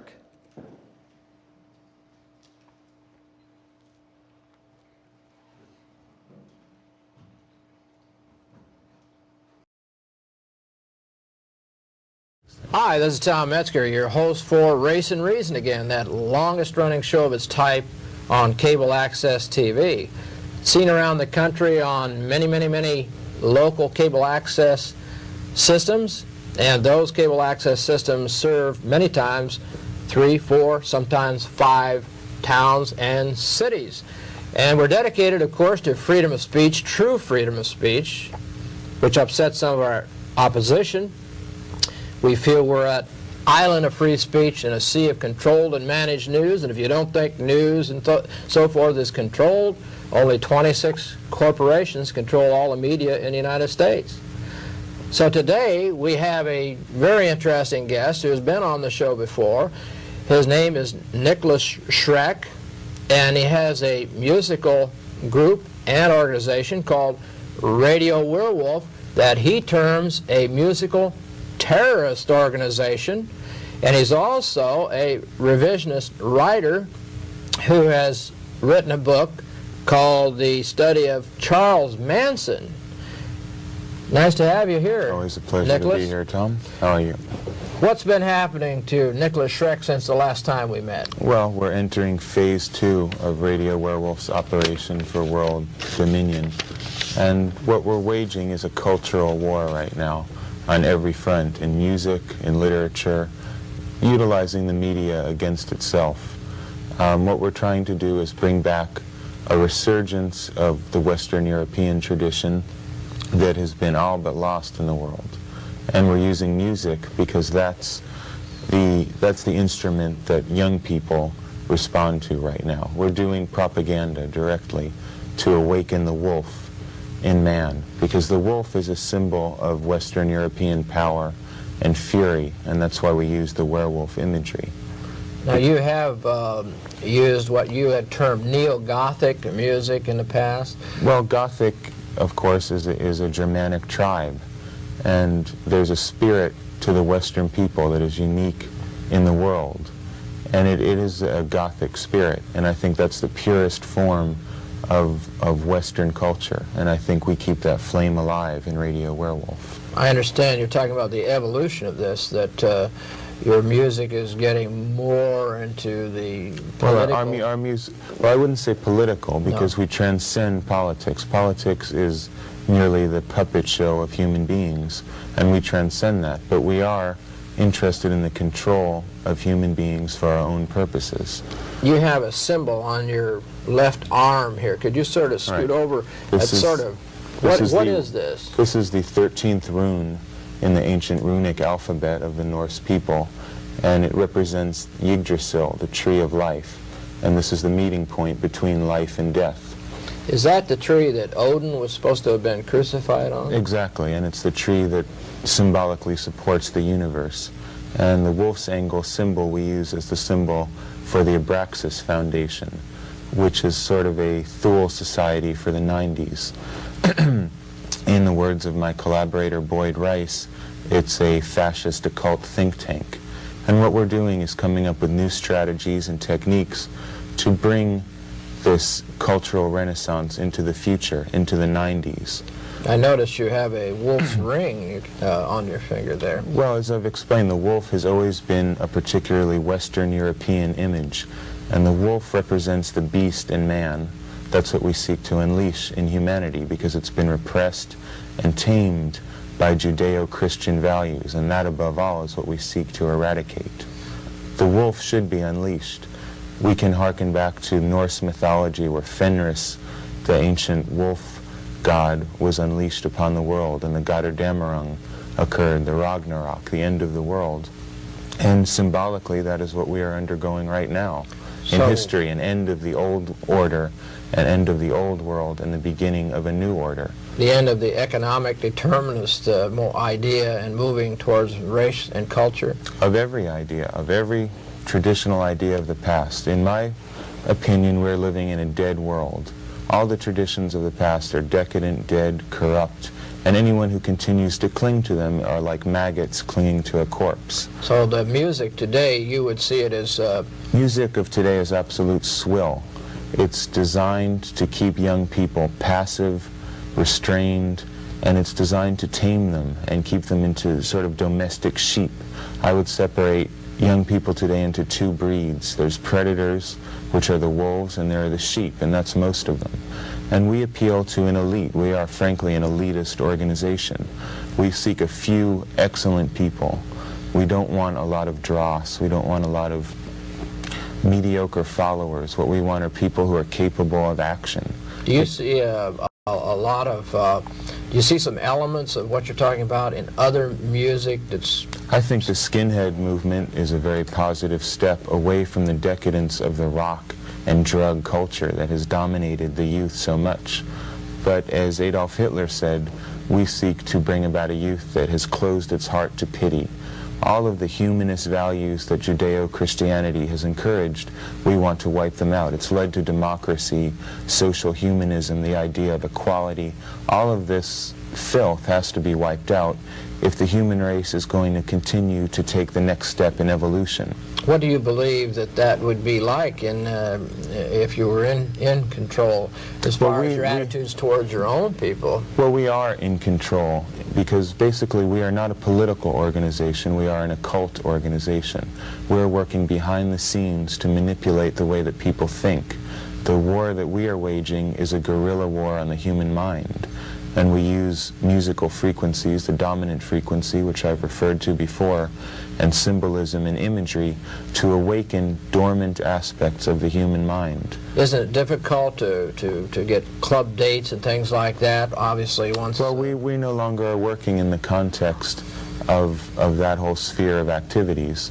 We are moving into a much more elitist direction. We're only seeking individuals who are competent and who are willing to take action. There's a lot of people who will be an audience or a spectator, but we want people who will act.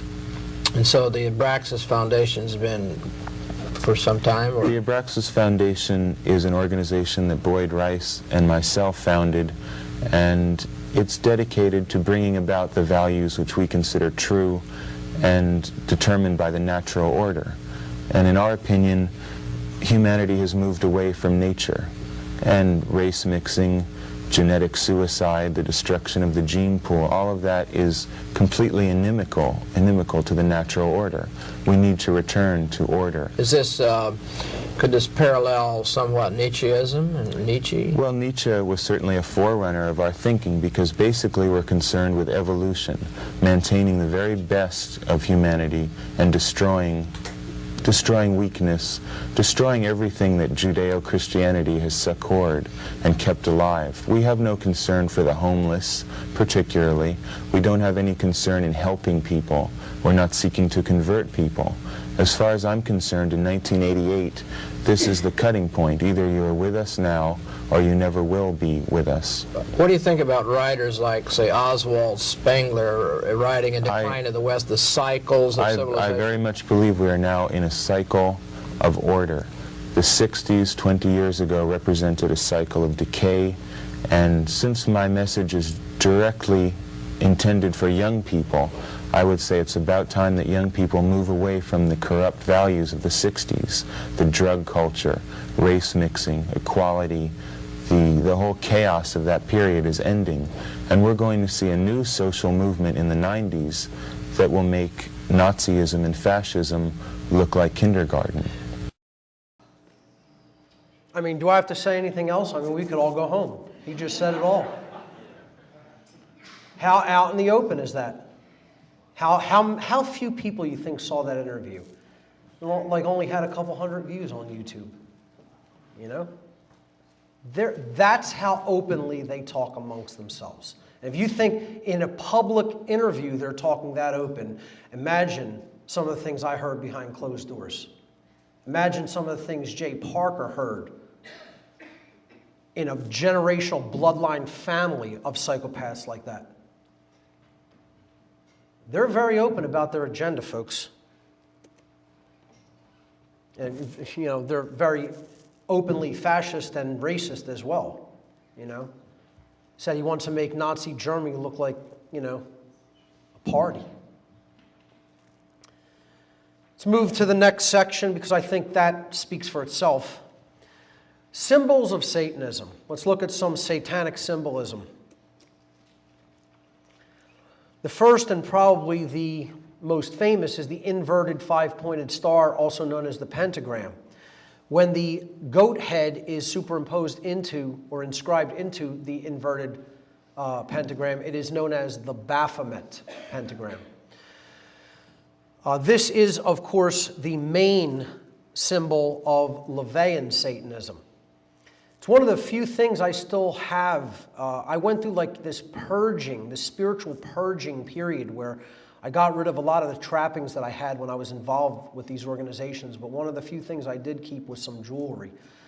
Should have brought it here today. I could have showed people in person, but I still have the official ritual Baphomets that I got in the Church of Satan. They're still in my possession. The Baphomet represents, and these are the words by the former high priest of the Church of Satan, Anton LaVey, from his book, The Satanic Bible. The Baphomet represents the powers of darkness combined with the generative fertility of the goat. In its pure form, the pentagram is shown encompassing the figure of a man in the 5 points of the star. 3 points up, 2 pointing down, symbolizing man's spiritual nature. You know, I mean, they're so big in talking about the natural order of, you know, dog-eat-dog world and the most brutal rules the roost. But here, in another breath, he's saying the original pentagram represented man's spiritual nature. Again, the 4 points being earth, air, water, and fire, and the top point, or the head, being spirit. In Satanism, the pentagram is also used, but since Satanism represents the carnal instincts of man, or in other words, man as just another animal,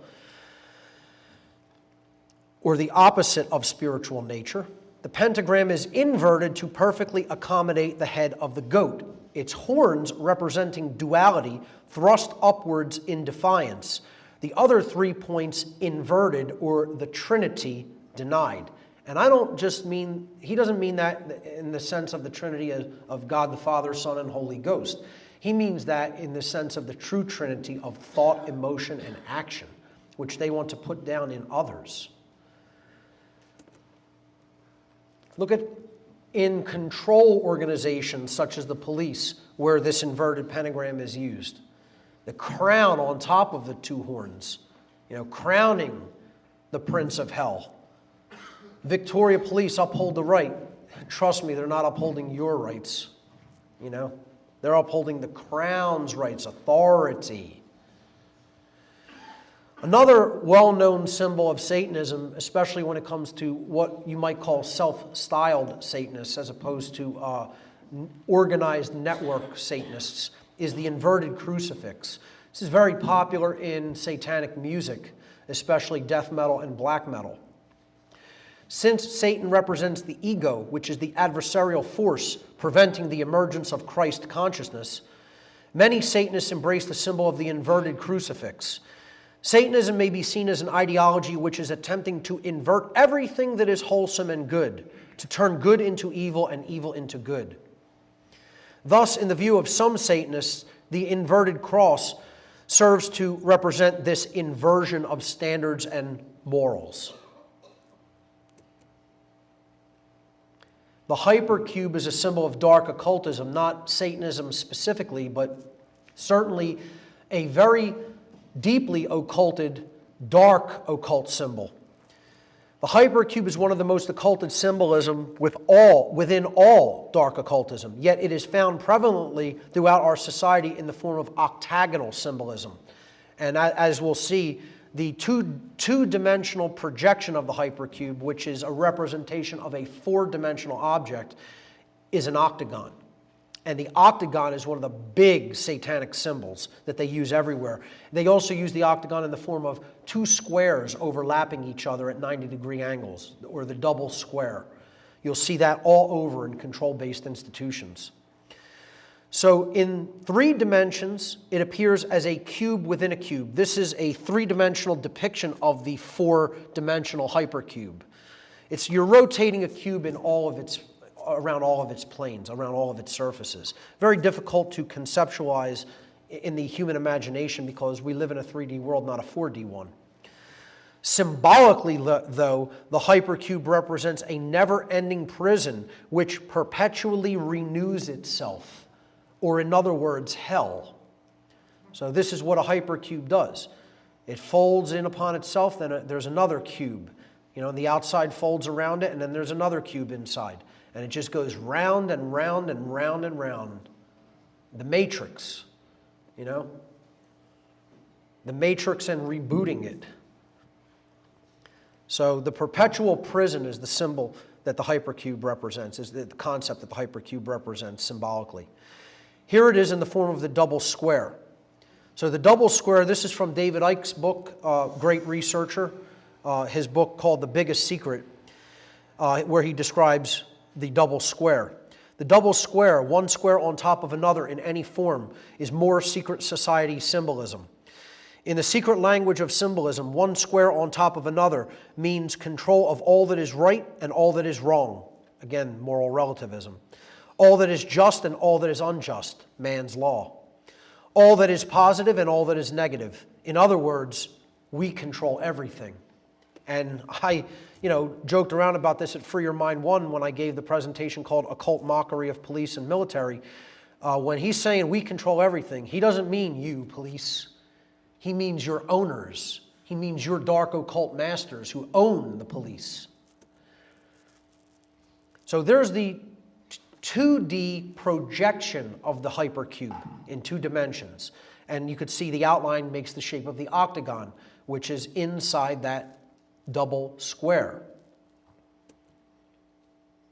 And you see this all over the symbolism of police, often put right on the head of the police, along with other dark occult symbolism such as the Masonic floor of the house wrapped around the brain. We'll get to the occult mockery of police and military later in the presentation. One of the symbols I haven't discussed prior to this is one of the main symbols of Satanism, and particularly LaVeyan Satanism, the trapezoid. In Satanism, the trapezoid represents the imbalanced, ego-driven consciousness and identification purely with the physical self. It is considered a perversion of the, quote, divine shape, the circle, since its angles total 360 degrees. In its satanic connotation, the trapezoid is considered a, quote, soul trap, symbolizing going around in circles of base consciousness. LaVeyan Satanists use trapezoidal altars in many of their rituals. And where is the most predominant place symbolically that the trapezoid is found, ladies and gentlemen? There it is. There's the trapezoid. That's the satanic symbol. That's why it is the satanic part of the pyramid and all-seeing eye, not the eye part. That eye part represents divine wisdom that they are trying to block from the world. They want to be God. They don't want the light of the Creator actually coming down to the earth and going into the people of the earth. They want them in this prison, this trapezoid, the soul trap. So the block part of that symbol, the brick that weighs us down and keeps us absolutely rigid and unyielding and not able to say that we were wrong and not able to grow in consciousness and only have one unidimensional, one form thinking, to stay in that uniform and weight of brick, block-headed consciousness. Okay? That's what the trapezoid represents. Let's look at some satanic numerology briefly. The number 9 is Satan's number in Satanism. And I've explained why this is before. I'll briefly do it again. Here's LaVey's own words from the Satanic Rituals, the book The Satanic Rituals. Despite others' attempts to identify a certain number, and he's referring to the number 666 here, with Satan, it will be known that 9 is his number. 9 is Satan's number. 9 is the number of the ego. I mean, he's telling you right here what it all represents. 9 is the number of the ego, for it always returns to itself, and he doesn't give an explanation of that. No matter what is done through the most complex multiplication of 9 by any other number, in the final equation, 9 alone will stand forth. So, let's look at this chart on the left. 1 plus 9 is 10. Then if we add the 1 and the 0 from 10, you get 1. So we started with 1, we added 9, and then by adding the result, 10, the numbers in 10 together, 1 and 0, we're back to 1. So we started with 1, we're back to 1. If you take the number 2 and you add 9, you get the number 11. 1 plus 1 is 2. You started with 2, you're back to 2. It doesn't matter what number you do this with the number 9. It always returns to itself, meaning adding 9 in symbolism, in numerical symbolism known as gematria, is like adding 0. You never add anything when you add 9. And what does 9 represent? LaVey just told you. It represents the ego. Well, when you add the ego into anything, no value is added. You don't get any increase.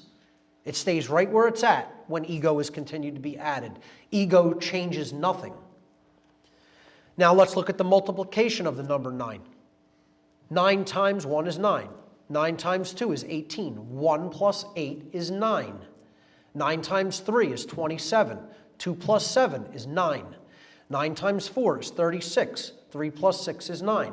9 times 5 is 45. 4 plus 5 is 9. No matter what, it doesn't matter how complex the numbers get. 9 times anything. You add the digits, it's 9. So symbolically, what does this represent? When ego, 9, is multiplied by anything, it comes right back to itself. More ego is created, and there's no change. You started with 9, you end up with 9. Okay? So, what does this have to do with the other number that LaVey is talking about? Well, he says that we don't want to identify with that other number, 666, the so-called number of the beast. But if we look at gematria, 6 plus 6 plus 6 is 18. 1 plus 8 is 9. That means in gematria, 666 is equivalent numerologically to 9. That's why it is Satan's number, 666, 9. It's an encoded, mathematical truth. And This is how occult gematria basically works, to symbolize concepts. Very, heady, symbolic, roundabout way of explaining a concept, but, as they say, math doesn't lie. Let's look at some occult holidays. And these aren't necessarily dark occult holidays, but dark occultists also observe them. These are general occult, quote-unquote, holidays. There's 8 of them. So the occult year is based around the zodiac and the path of the sun around the houses of the zodiac during the course of a solar year. The year is quartered by the solstices and the equinoxes, which are 4 of the occult holidays. These are known as the minor Sabbats. The spring equinox, which is called Ostara, the autumn equinox, which is called Mabon, the winter solstice, which is called Yule, and the summer solstice, which is simply referred to as midsummer. At the midpoints of each season, see this cross here, these lines right here, that's the solstices, summer solstice and winter solstice, and here, autumn equinox and spring equinox. These lines that form this cross quarter the year into seasons. So when we hit the spring equinox, spring begins. When we hit the summer solstice, summer begins. The autumn equinox begins fall, and then the winter solstice begins winter. At the midpoints, pretty much the exact midpoints of each season that is created by the quartering of the year by the solstices and equinoxes, we have 4 major Sabbats, which they are known as, or occult holidays. The midpoints are considered the higher holidays, whereas those cross markers of the solstices and equinoxes are the minor holidays. Sorry, the midpoints are the major holidays. So the major holidays, the midpoint of spring is the biggest one. Spring is the season of the occult. It's considered the most important season of the occult because it's the time of the year when the sun renews and gives rebirth to the world by coming out of the tomb of the southern hemisphere. Yet, in the occult world, you only had really 2 seasons, which was separated by this line.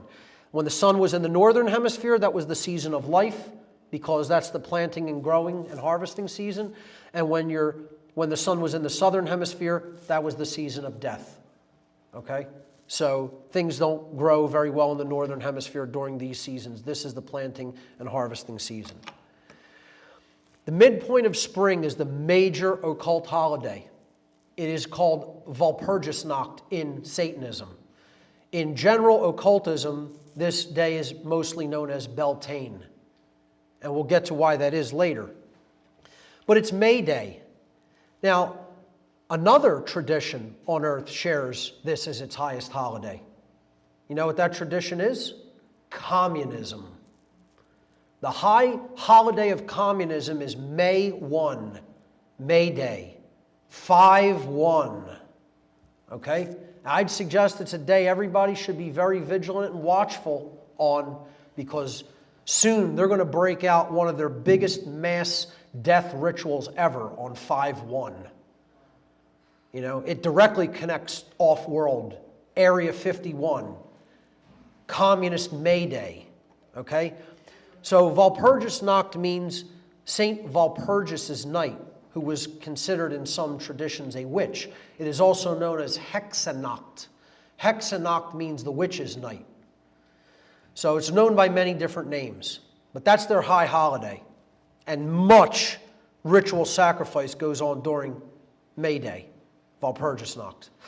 The other high holidays are opposite to Walpurgisnacht or May Day in the season, in the midpoint of fall, is Samhain, pronounced Samhain. It looks like Samhain in English, but it's pronounced Samhain in Gaelic, and that is Halloween or Hallowmas, October 31st. In the midpoint of winter, you have Candlemas, which we just passed on February 2nd, known in the United States as Groundhog Day. This is Imbolc in the old Irish traditions. It's called Candlemas in the Christian and Satanic tradition, February 2nd.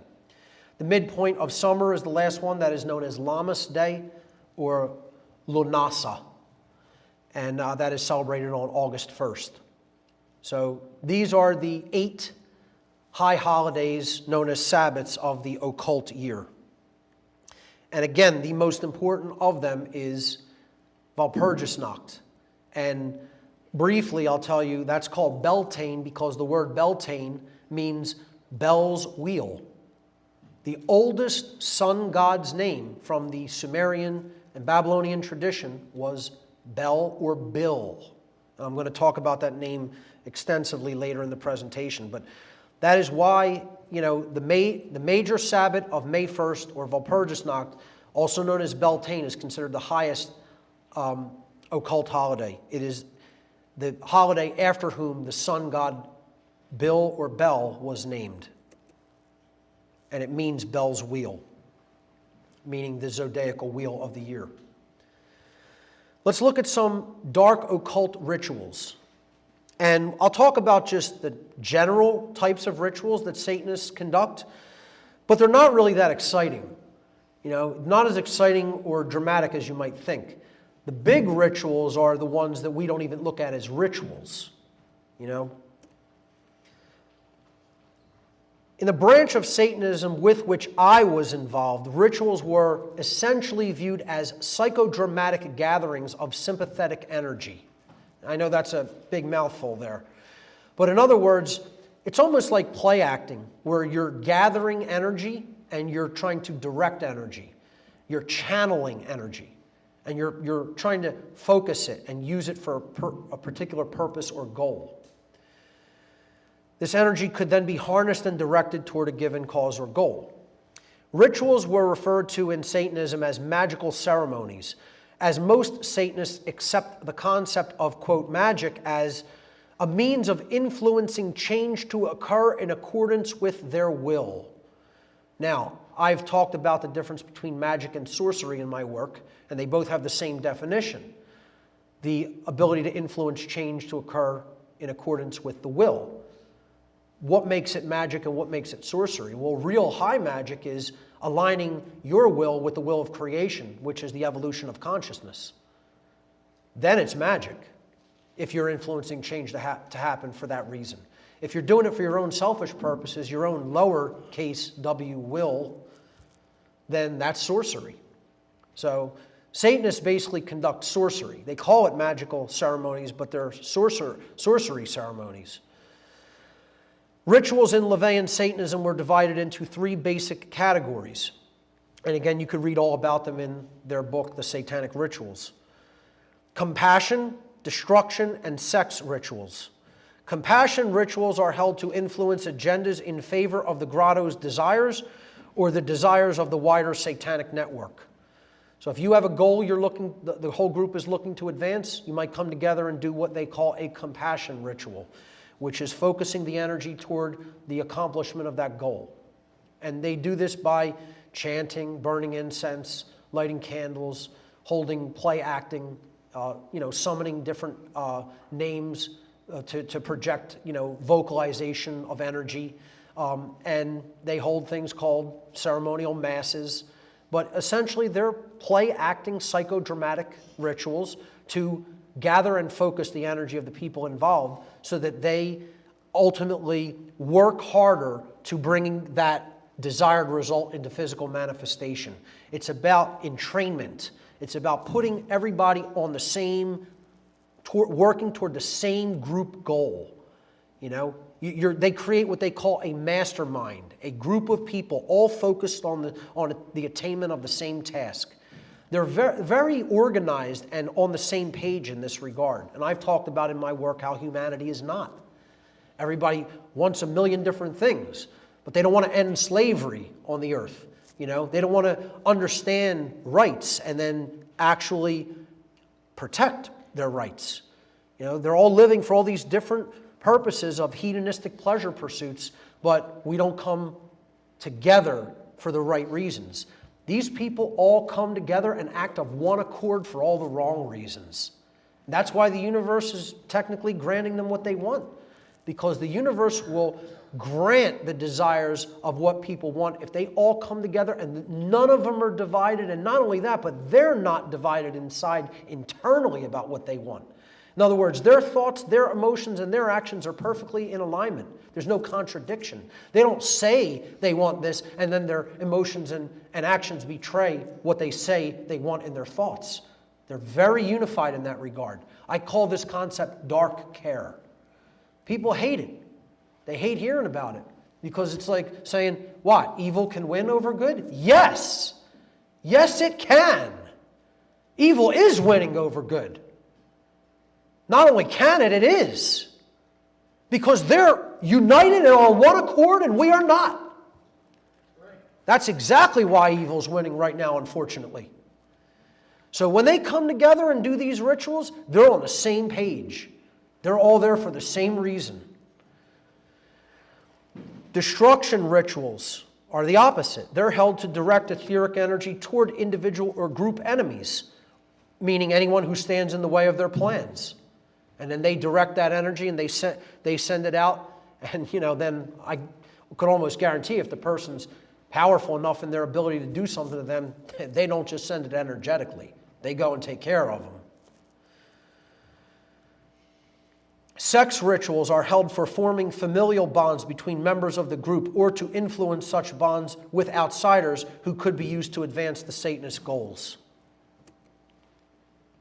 Such rituals as you might see in Eyes Wide Shut. I just want to say for the record, I never personally attended any rituals in the form of Satanism I was involved in that involved conjurations of non-human entities. Most of the Satanists there never even talked about any of that kind of stuff. They were not into trying to summon forth entities or demons. I'm not denying that that goes on, but not in the branch or form of Satanism I was personally involved with. Nor did I attend any ceremonies involving any type of non-consensual sexual activity or sexual activity with minors. I do not deny that such rites do occur, because they do. But they did not occur at my level of involvement with dark occultism. Here's the real kind of rituals that go on that are satanic rituals that are performed every single day, and people don't even look at them as rituals. And they don't look at the places that they are performed as temples or churches of the dark occult. Political rituals. We're going to sign our law into being that we're going to forcibly coerce man to live by.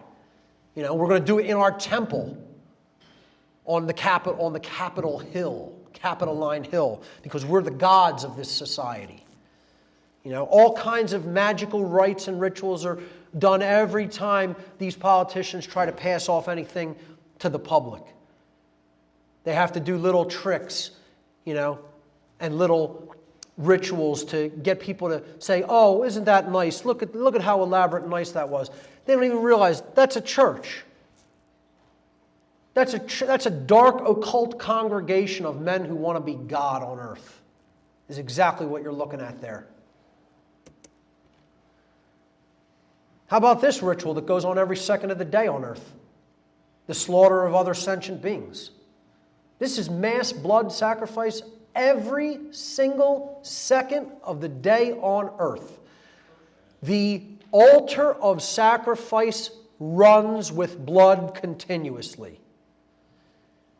And you know what? Not just with animals. They do it with children. They do it with people in war. Getting the herd to cull itself.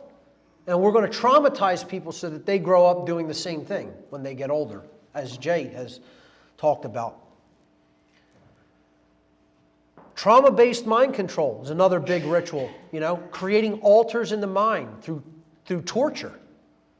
Fritz Springmeier extensively exposed this in his book, How the Illuminati Create an Undetectable Mind Control Slave. Project Monarch. See, that's what all this sexual abuse, pedophilia of the young is all about. It's about fracturing the mind of these children so that altars get created. And then they can control them. They can program that impressionable mind because it's fractured. And it's like a blank computer hard drive that can then be given instruction. Trauma-based mind control. Another book you should definitely check out about this is Kathy O'Brien's Transformation of America, and you could hear her speak at Free Your Mind 4 as well. How about circumcision as one of the big trauma-based mind control rituals that's going on every day throughout the world? Mutilated, and not just male circumcision, female circumcision too. The mutilation of the genitalia of babies going on all the time in our society. And people still think this is for health reasons. I mean, please. You know, we jack up our babies with vaccines like Jay was talking about earlier, and then we mutilate their genitals. And we don't think this is totally traumatic and a form of mind control and a form of satanic ritual? Well, you know, you need to pay attention to Janice Barcelo's work on this. It's disgusting. As I said, war, modern human sacrifice. That's all this is. It's all war has ever been. And people do it for king and country, you know? So many people think it's so honorable to go into the armed services, to go and join standing armies. It's a death cult. These people have always been members of the big death cult. Get as offended as you want. That's the truth. And they need to see it, and other people need to stop sugarcoating it and tell them to their face, you're involved in a cult that you know nothing about at all. You don't know anything about the operators of the cult you're involved in. And you think you're doing good? You think you're doing something that is necessary for humanity? It's a childish joke mindset. I'll look into the face of a military person and say that right to their face. Because they weren't where I was at. They don't know what I know. They don't know where I've been. They don't know what I've seen. Okay? I'm not asking people to believe a damn thing. You know, and it's very much similar. It's actually a similar situation to being in war and not being able to explain what it's like to people. You know, that's why I could wholly identify with Jay. While I never experienced anything like what he went through, trying to explain that mindset to someone who's never gone through it or been in the circle of those kind of people is a near impossibility. You were either there and you experienced it, or you don't really get it. I'm not saying that to berate anybody and say that, you know, you can't understand what I'm talking about. That's not what I'm saying. I'm saying it's like how people in war share some sort of a bond, you know, because they were both there. It's the same thing with people who are involved in something like this. You can't really fully, deeply explain it to another human being. Either you were there or you weren't. That's why it's doing this type of work from the perspective of a former insider is so difficult. Let's look at some rituals that take place at the Bohemian Grove. Now, here is a very good example of some of this psychodrama that I'm talking about. Play acting. You know, and they take up all the roles, male and female, because there's no women allowed there, you know. A lot of heterosexual stuff goes on there. You know, many, even former presidents have attested to that. They bring a lot of male prostitutes in there to service the politicians and also compromise them, bring in very, very young men into there and compromise politicians and other people in influential positions of power in society with sexual rights with minors, and then, you know, get pictures of them there doing those acts, and then they own them for the rest of their lives. You know, that's one of the ways that they use a lot of these retreats to bring people into their fold and keep them there. But in these old pictures that I believe some woman had from her father who was a member, you know, she brought them out of his closet when he passed and, you know, scanned them all. There are hundreds of pictures of Bohemian Grove from the early 1900s. One of the things that, besides the psychodrama rituals, are rituals directly involving death. They're very big into this.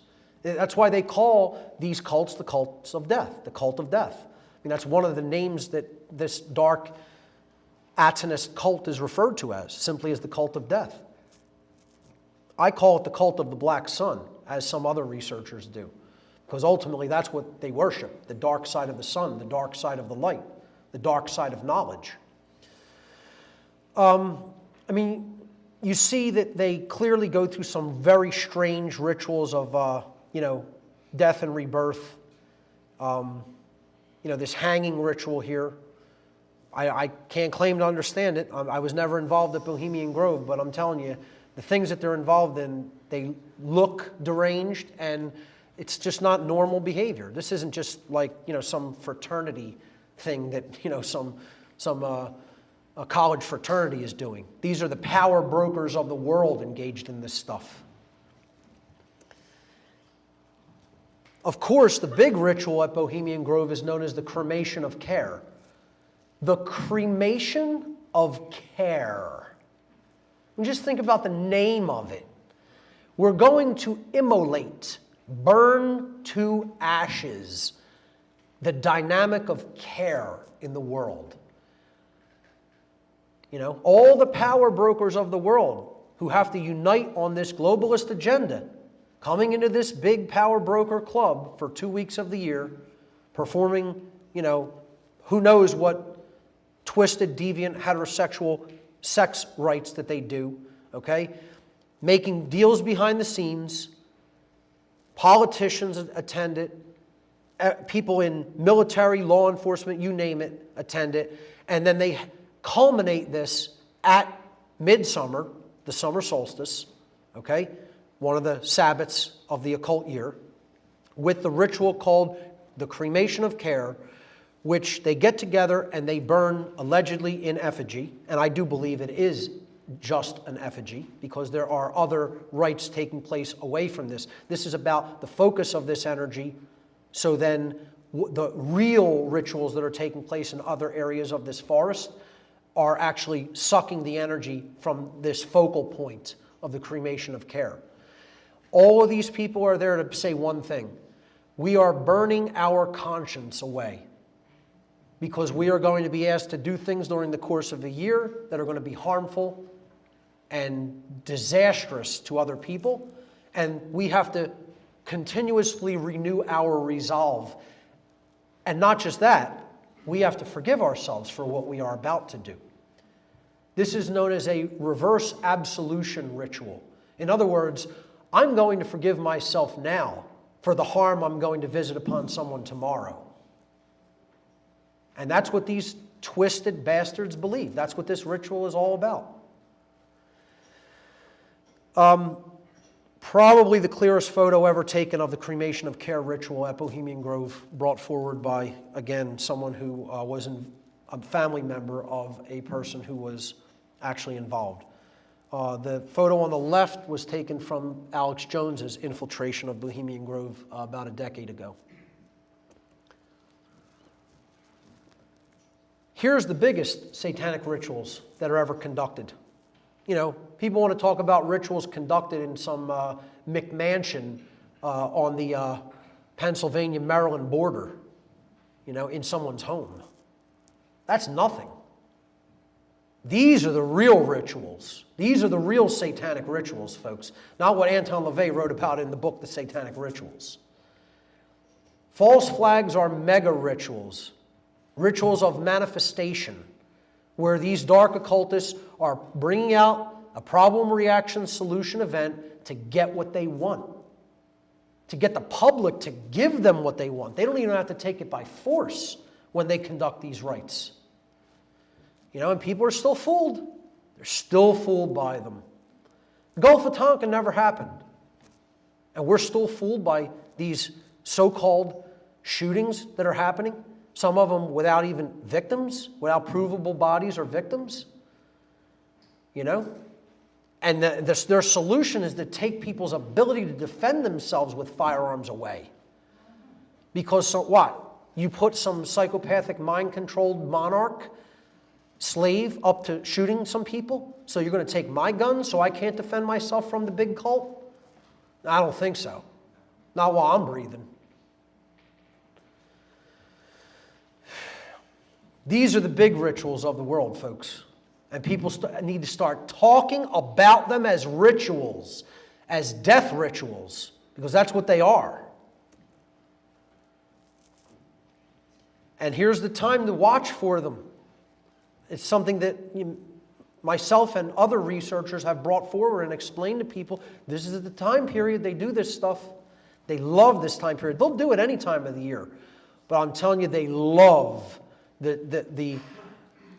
from the spring equinox to May Day. This is their preferred time for blood sacrifice, and there's a reason for it. On the third day after the spring equinox, the sun breaks past the equatorial line, the equator, and it fully emerges from its, quote, tomb of the southern hemisphere, as we talked about. The season of death when the sun is in the southern hemisphere, and the season of life when it is in the northern hemisphere. This represents the sun, quote, rising from the dead, Christ rising from the tomb, to begin its journey toward its highest power at the summer solstice, when they do their cremation of care ritual on midsummer. In sun-worshipping traditions of the past, animal sacrifice and sometimes human sacrifices were offered during the 40 days between the spring equinox and May Day, mid-spring. This is the planting season of the year, and the sacrifices were made to the sun and earth, who were viewed as great spirits, to ensure a bountiful food harvest. The 40 days between March 22nd and May 1st are known as the occult season of sacrifice. 40 days is a significant time period in biblical and occult terms. Be particularly vigilant for false flag, mega ritual, mega death ritual events during this time, this 40-day period. And they are human sacrifice rituals. That's exactly what they are. So the number 322, March 22nd, that's the beginning of the season of sacrifice. The cult of death, known as Skull and Bones, uses that number. It's a funny anecdotal story. When I gave the natural law seminar in New Haven, Connecticut, when Art put us up in the hotel, he didn't even know it. We had room 322. At the hotel where I stayed. And hey, that's where Skull and Bones is at. It was almost like they were saying, "Hi, Mark. Thanks for coming." So this is the time period really to watch for blood sacrifice rituals, mass blood rituals. Look at how many have occurred only in the last couple hundred years. The battles of Lexington and Concord, the British attacked Lexington and Concord, April 19th, 1775. And while they slaughtered many of our men at Lexington, we handed them their ass at Concord. The Baltimore riots, 13 killed, April 19th, 1861. The sinking of the Titanic, 1,512 deaths, April 14th and 15th, 1912. Assassination of Martin Luther King, April 4th, 1968. The Waco massacre, April 19th, the anniversary of Lexington and Concord, 1993. The Oklahoma City bombing, same day, April 19th, Battle of Lexington and Concord anniversary, 1995. Port Arthur, Australia massacre, April 28th, 96. Heaven's Gate cult suicides, March 26th, 1997. West Side Middle School massacre in Arkansas, March 24th, 1998. Columbine High School school shootings, mass shooting ritual, April 20th, Hitler's birthday, 1999. Iraq War, the beginning of the Iraq War, shock and awe bombings, March 19th. Okay, that's technically the spring equinox, 2003. It's the day I was appointed priest in the Church of Satan. That's the day LaVey did all of his appointments, March 19th. Virginia Tech school shooting massacre, April 16th, 2007. The Moscow metro bombings, March 29th, 2010. The BP oil spill began April 20th, 2010, Hitler's birthday. Libya was invaded on March 19th, 2011. The Boston Marathon bombing, April 15th, 2013. It's just coincidence. Watch this time period. Occultists kill a lot of people during that time period because of their sick, twisted belief system. Let's look at some dark occult variants and groups. I could call this section Who Really Rules the World. Again, you have these public interface groups like the Church of Satan, which was run by Anton LaVey. Now I believe Peter Gilmore is the high priest of the Church of Satan right now. You had groups like the Temple of Set, run by Michael Aquino, who became a general in the Army, the U.S. Army. He ran the PSYOPs division of the Army, psychological operations, psychological warfare ops. Michael Aquino, Satanist, who considers himself a Setianist, as opposed to simply a Satanist. Set was the dark solar deity of ancient Egypt who was the adversarial force who opposed the good solar deity Horus, who was about morality, and Set was about immorality. They patterned themselves after these dark gods, because that's who they fashioned themselves after. Some other groups that I was personally involved with, I was never a member of the Temple of Set, but I had friendships with many people who were involved directly in the Temple of Set. I was involved with an organization called the Order of the Evil Eye in Florida. And that's a lower level interface group like the Church of Satan. Also, there's I'm not sure if it's still in operation, a group in Whitehall, Pennsylvania known as the Whitehall Church of Satan. And that group, this is this pamphlet here called Satanic Rites and Ceremonies, with a slightly different variant of the Baphomet on the cover of that book. This was an organization that was dedicated to human androgyny, to the androgenization of society in order to destroy the established gender identification of male and female so that people would be easier to rule. This is also a eugenics operation, not to belabor this because I'm going to talk about it extensively at Free Your Mind. When you lower testosterone levels in a society, not only do people become androgenized, sex drives are lowered. So this is a form of culling the population. Not only male sex drive is lowered, but female sex drive gets lowered when testosterone levels are not at the proper optimum levels. Many people don't know that and think testosterone is something that is only in the male of our species, and it is not. It is critical for testosterone levels to be at a certain level for feminine sexuality to be normal. And there is a war against this chemical in the human body. There's a war on testosterone as surely as there is a war on cannabis. More so. Okay? Because they want an androgenized population that isn't reproducing itself and certainly isn't standing up for itself, because testosterone is also the war chemical. It's the chemical that's going to let you say the lost word, no. Because you're not going to take other people's bullshit. You're going to stand up for yourself and your rights when your testosterone levels are normal. They want a docile population, and they're doing that by eradicating testosterone in the population. I'll be getting into it more at Free Your Mind 4. Every mystery tradition has its inversion. See, this is the dual-edged nature of the occult world. In this section, I don't want you to think I'm saying that these traditions are bad, because I covered them briefly, not nearly extensively, in Demystifying the Occult Part 1. We talked about Freemasonry, we talked about Rosicrucianism, we talked about Kabbalah, okay? These traditions are rich in symbolism and they're rich in knowledge of self. They can help people really to deeply understand morality and natural law. I highly encourage people to look into all of these traditions. You don't need to go into any organizations or groups. You have the truth device right here and right here in the palm of your hand if you use it the right way. You don't need to go and take oaths to any organization or group to acquire knowledge of this order. So please hear what I'm saying and don't think about this unidimensionally, that I'm saying any of these traditions are in and of themselves inherently bad. Again, knowledge is capable of being perverted and used for the wrong reasons. So is there such a thing as light Freemasonry and dark Freemasonry? Yes, there is. Is there such a thing as light Kabbalah and dark Kabbalah? Yes, there is. Is there such a thing as light Rosicrucianism and dark Rosicrucianism? Yes, there is. It all depends on the consciousness of the person wielding the knowledge. So we have to understand the mystery schools have been fallen for countless generations. These traditions were originally set up and intended to teach people and convey to them symbolically and allegorically the knowledge of natural law and the knowledge of self and the laws of the universe. They have fallen.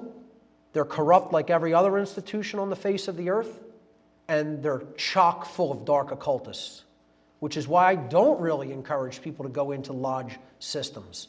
I encourage individual study.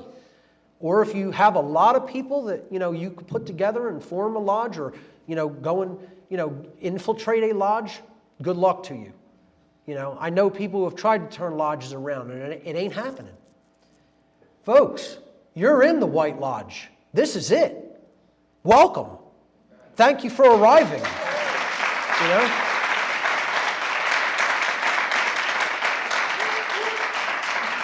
Here's the thing. Form your own, Do that work yourself as well. Carry the information to others who need to see and hear and understand it. That's what the propagation of the true White Lodge is all about. People say, Mark, where's all the good aspects of this tradition? Where's the positive lodges? I'm like, hey, take a look around.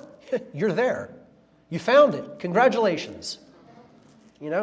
So, I call dark Freemasonry, I just call it dark Masonry. I don't even refer to it as Freemasonry. I look at true Freemasonry as free Masonry. It's about building freedom. Then there's the dark builders, and they're not working toward building a society based in freedom.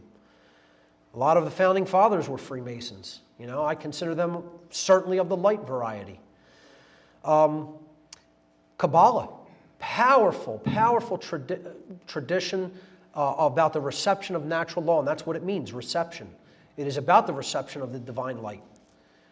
Is there a negative aspect of it? Yes, there is. It's called klipot, klipotic Kabbalah. Look up the klipot. It's spelled Q-L-I-P-P-O-T-H. Sick stuff. Satanic stuff. It's derived from the same knowledge. Just psychopaths and lunatics took it and used it to their ends. So every tradition that has a light side is capable of falling and having a dark side. Higher level dark occult organizations, we already briefly talked about these guys. The Order of Skull and Bones, known as the Order of Death at Yale, up in New Haven. So many, people in intelligence agencies, get tapped through Skull and Bones, because they're another big part of the cult system, is the worldwide network of of intelligence orders. Bohemian Club, where the power brokers meet yearly. You got to look into all these groups and understand the people who are affiliated with them. Political and financial organizations. Jay talked about the Bank of International Settlements, the central bank of central banks. You want to talk about an organization that's packed with dark occultists. There it is. And I believe they operate out of Switzerland. The Trilateral Commission, the Council on Foreign Relations, the World Bank, the International Monetary Fund, the UN, the Federal Reserve System, worldwide communism and worldwide Nazism. And let me tell you something, folks. You think that these ideologies have anywhere near been defeated or taken care of in the world, you're out of your damn mind. Because they are so on the rise, communism and Nazism are in total control in this country. And I'm telling you, neo-Nazism is big time on the rise. Not only here, but in Europe, heavily. Some of the people involved in these political and financial organizations, the Rothschilds, especially Jacob and David. Here's the Bush family, former Baron Rothschild, the Rockefellers, David Rockefeller, the whole cult of Saturn, the black-robed cult of Saturn, the judiciary class. Here's a Satanist that I actually saw at a ritual, Alan Greenspan, former director of the Federal Reserve System. These are people who are all involved in this dark cult. They're involved in it at high levels. They're making policy decisions. They're shaping how money operates in the world. They own the monetary system. They own politics. They own the banks. They own the courts. They own it all. It's all their inventions. They invented this whole system. We didn't invent this system to enslave ourselves. This big cult did. Thousands of years before any of us were born. Tens of thousands. High-level think tanks and intelligence agencies, you know? And they're endless. You know, I got so depressed making this presentation, folks, and I don't mean to... I know this is all heavy stuff. I'm actually going to end with some humor later, so as not to, you know, make it a total, you know, sledgehammer. But I got depressed making this because I'm myself realizing, and, you know, me and Jay have had discussions about this, you know, some heavy discussions, some lighthearted ones, about how many people are involved in this cult. You know, when Jay throws the numbers out there, I'm like, dude, you're out of your mind. You think that many people are involved. There's nowhere near that many people involved. And when I'm doing the research for this presentation, I'm starting to realize maybe there are as many as people as he's saying who are involved. You know, his numbers are 10 to 12% of the human population. And, you know, I mean, I hear that number and I just want to like melt into a puddle, you know. It's like, if it's that much, we're in a lot of trouble, people. So, you know, the number 1% that people throw around, you know, I think it's almost hopeful because look at how many people are involved. Look at how many groups, how many people, all their ancillary supporters and members. People are involved in this cult at low levels, but there's many of them in the low-level areas of it. Tavistock Institute of Human Relations, the NSA, the NRO, whose symbolism, whose dark occult symbolism I broke down in my first Demystifying the Occult seminar. The CIA, the Club of Rome, the big eugenics arm of the operation. You want to talk about who's directing the eugenics and epi-eugenics agendas? You need to look no further than the Club of Rome. CIA, NASA, and of course our friends at the Bilderberg Group, you know, who comprise high-level power brokers in just every area. You know, media, education, finance, entertainment, politics, etc. Technology even. The so-called royal bloodlines, and I put royal in quotes because there is no such thing as royalty. Royalty is absolute nonsense. Nobody's special because they have special blood. If you believe that, you know, you're in the satanic mindset. You know, nobody's genes are special and grants them the right to rule over other people. It's hard to believe how many people still accept this and how many royal families there still are in the world. All over Europe, there's ruling royal families. And people say, oh yeah, they're just figureheads. They're just figureheads. Queen of England's estimated net worth is $17.5 trillion. It's just a figurehead. There's no power in that kind of money. There's no power in that kind of wealth. It's not like you can buy politicians with $17.5 trillion. I mean, come on. I mean, and people actually believe that nonsense, you know? These people are people who think they're God.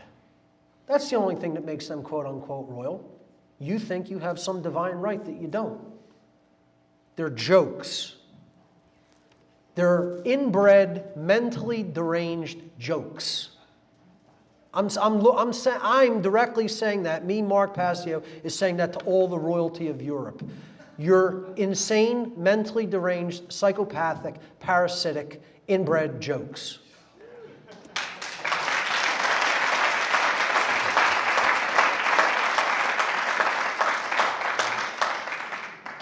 And here's some more bad jokes that people still believe in. Religion, you know? You want to talk about who's at the top of the satanic hierarchy? Religion. People say the world's run from Washington, D.C., London, Moscow, Beijing, and Tokyo. Bullshit. You want to know where the world's run from? Rome, Israel, and Mecca. That's where the world's run from, folks. Rome, Israel, and Mecca. You better know that. And we think these are our religions. They invented these religions. The dark occult invented these religions in the ancient world. They are the astrotheological cults. The sun, the moon, and the stars. It's right in their symbols that they are the cults of the ancient world. The solar cult, the lunar cult, and the stellar cult. It's right in the symbol of the religion, and people still can't see it.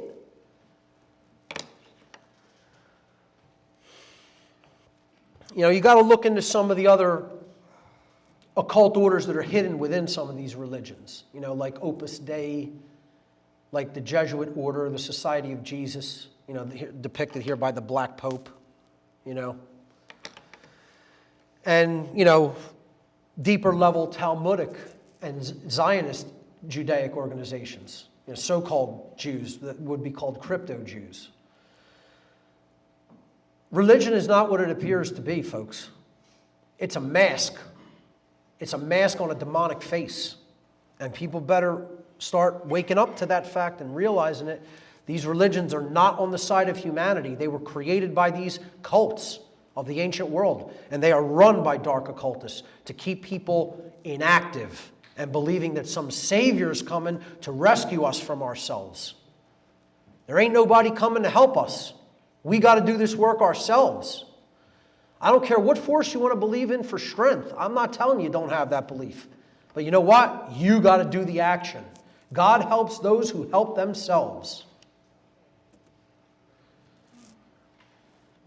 Here's one of the new big religions that's owned by the dark occult. I told people how Satanists and dark occultists ghostwrite the New Age books. They put useful dupes up to write them and throw their name on it. They give them all the conceptual ideas of solipsism and moral relativism and the bullshit notion of the law of attraction instead of teaching them natural law. Ain't one New Age teacher I know teaching anybody natural law. Not one. Zero. Total number. Zero. You know, where's the New Age teachers talking about the laws of morality that give us the real experiential results that we experience in our lives based on our behavior? There's not one New Age teacher talking about that. None. No, but they'll sell us 1 million different products at the New Age Expo, you know, and they'll try to take the emphasis off of knowledge. That's what the New Age is designed to do. It's solipsism, folks, pure and simple. It's the big third satanic sin that the Satanists are trying to pass off to the rest of the population. Now, a lot of people talk about Luciferianism, and how does this differ from Satanism? Well, Luciferianism, first and foremost, is not one thing.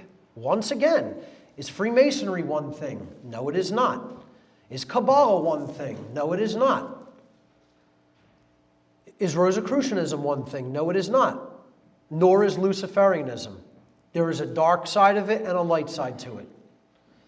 So let's just talk about the name, where the name Lucifer derives from. The name Lucifer is derived from the Latin noun lux, meaning light. Again, this is all about vision, light, the ability to see. The ability to see light from darkness. The second part of the word Lucifer is derived from the Latin verb ferre, which means to bring or to carry, to ferry something. Therefore, in its pure form, again, like the original upright pointing pentagram, in its pure form represented the spiritual nature of mankind. Well, in its pure form, all Lucifer means, it is the conceptual idea of the force through which the light, divine knowledge, natural law, is conveyed to human beings. Hence, that's why the all-seeing eye has been used as a representational symbol of the light of the Creator and the bringer of the light from the Creator to human beings, called Lucifer. Okay? The words fiat lux are often used in conjunction with this all-seeing eye to mean, let there be light. the first words attributed to the creation of the universe by the Creator. The true self, divine wisdom, enlightenment, or Christ consciousness is the result of the full intake of this high-level knowledge of self, nature, spirit, and creation. That is what Lucifer is in its pure form, folks. So, I'm here to tell everyone, completely unapologetically today, I am a Luciferian.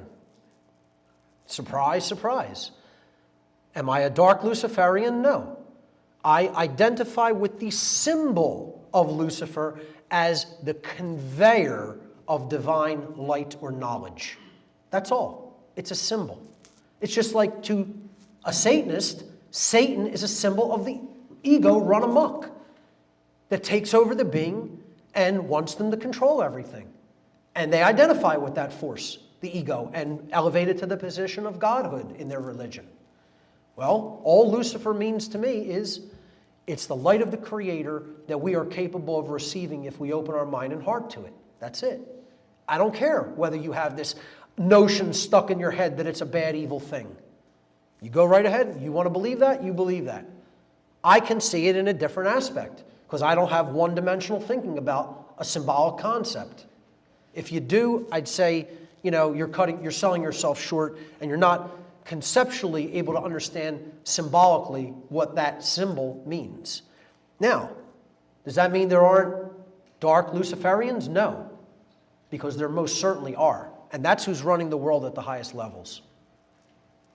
So I would look at myself as a light Luciferian or a positive Luciferian, however you want to look at it, a pure Luciferian, as the enemy of these people, as the opponent. Let's not even use the word enemy, as they are the people who really have the knowledge of how natural law works. They look at them as, and want to teach people how it works so that they can actually work in conjunction with it, with the real laws of attraction and create a better world. They look at, the dark Luciferians look at us as their mortal opponents, as their mortal enemies and opponents in this game for, human freedom. Dark Luciferian is the perversion of the conveyance of that spiritual knowledge that we talked about.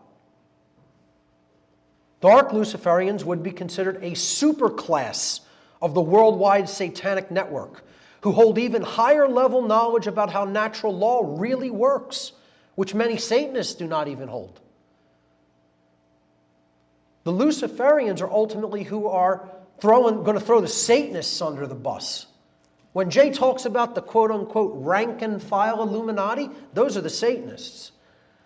The super high-class so-called illuminated ones, the darkly illuminated ones, these dark Luciferians, that's who's going to throw them under the bus. Because they don't want to share that power. They want it for themselves. They know how natural law really works, and yet they have rejected the reality of it in favor of attempting to, quote, reign in hell rather than serve in heaven. These dark occult elitists are ultimately those who have been controlling humanity through exploitation of occult knowledge for tens of thousands of years. This deranged and parasitic ideology could also be referred to as dark Atonism. Again, I don't simply call it the cult of Aton or the Aten, because the Aten was just the light. Again, the light in its pure form in ancient Egypt was called the Aten or the Aton. Well, there was three aspects to the Aton. The one that was rising on the eastern horizon, which was called Horus, the Horus aspect. The one that was setting on the western horizon, which was called the Set aspect, the dark sun. And Amen-Ra, the sun at noon, at its apex, at its highest point of light, which is why prayers are offered to Amen. Amen. Aten had three forms. Horus and Amen-Ra are positive aspects. Set means the light's going out. Knowledge is being perverted. The Christ consciousness is being conquered and put into the underworld, where it has to do battle and then rise again on the eastern horizon. All the same sun, it's all the same light, it's all the same knowledge. It's how it's used. So I call it dark Atonism to make the the distinction. Setianism, which is a very valid word for it, because Set was just the dark god, or the cult of the black sun. We'll look at some of these symbols, but this is where the idea of the fallen angel of heaven, God's angel, who was the most like him, fell. That's the divine wisdom being used for the wrong purposes. Dark Luciferianism. This is their symbol. There's the light, Lucifer. And here's what they want to create, the dark New World Order. Novus Ordo Seclorum. He favors our work. Yeah, the dark God. The dark Lucifer favors the work of blocking out the light from the world and completing the male dominator violence and coercion and slavery-based dark New World Order. That's who favors that great work.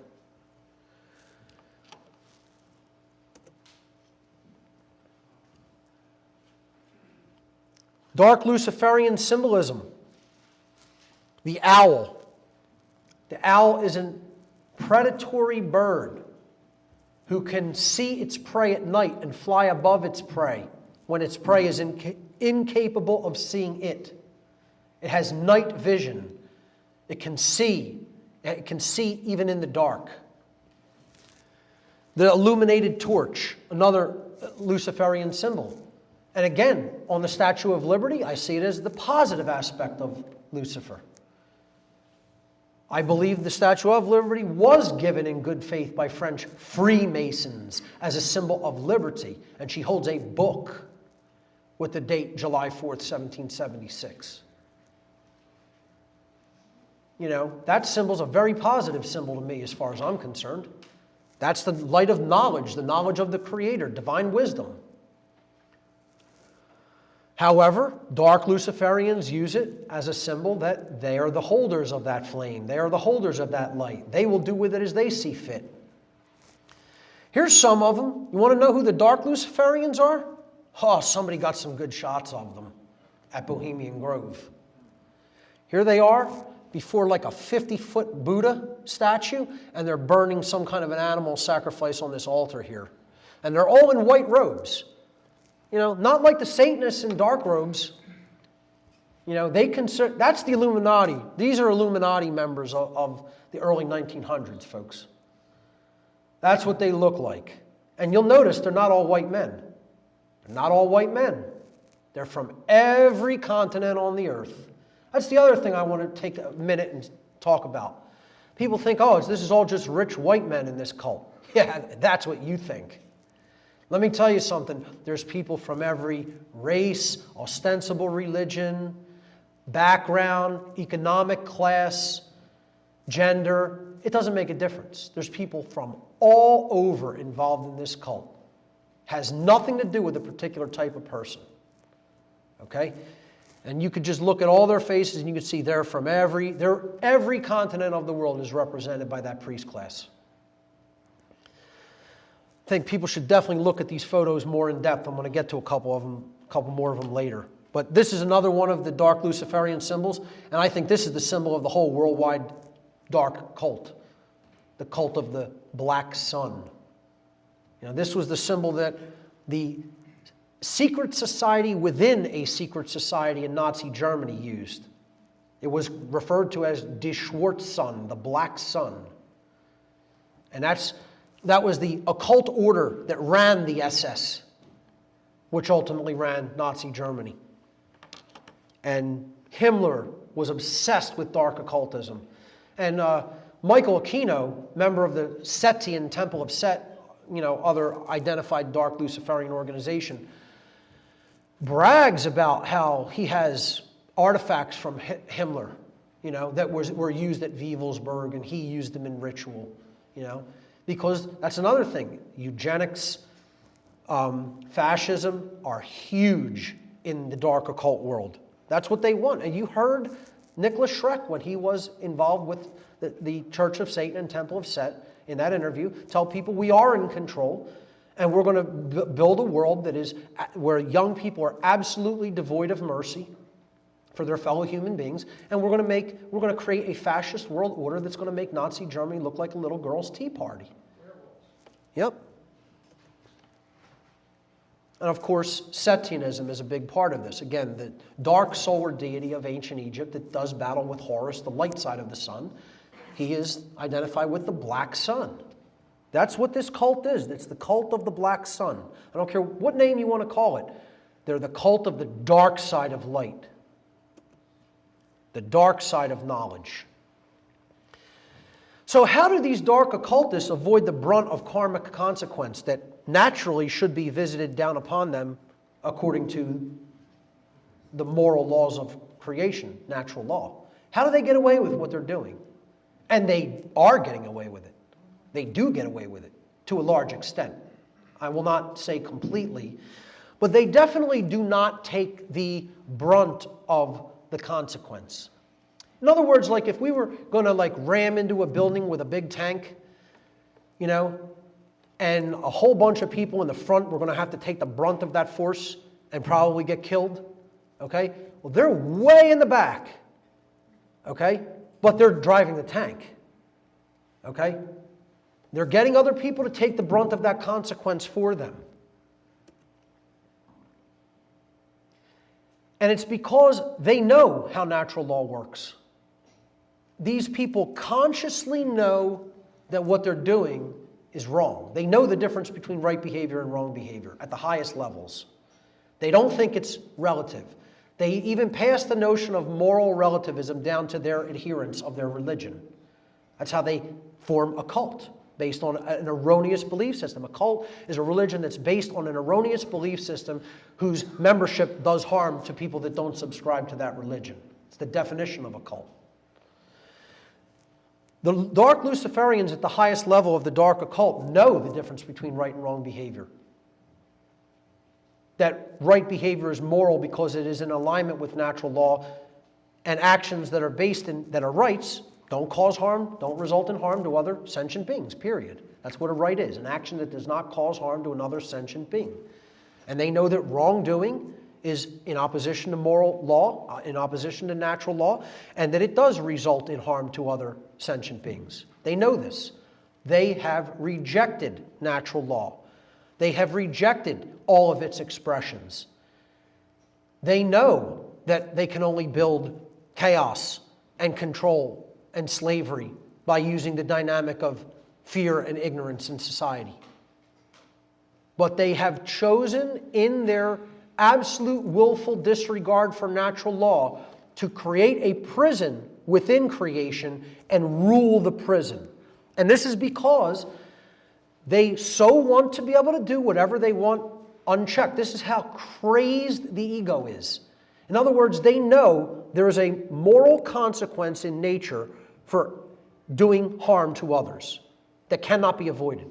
Karma is real, it operates, and it cannot be avoided in nature. That's why we're experiencing the slavery we're experiencing now. Because karmically, in the aggregate, not just as individuals, but in the aggregate of our society, we've collectively made more immoral choices than moral choices. They know how this dynamic works individually and societally. And they hate it so much that they have said, F off to the creator of the universe. We will not accept that we are bound by that law. So we are going to create a pocket of the universe within it, and we are going to turn natural law on its head.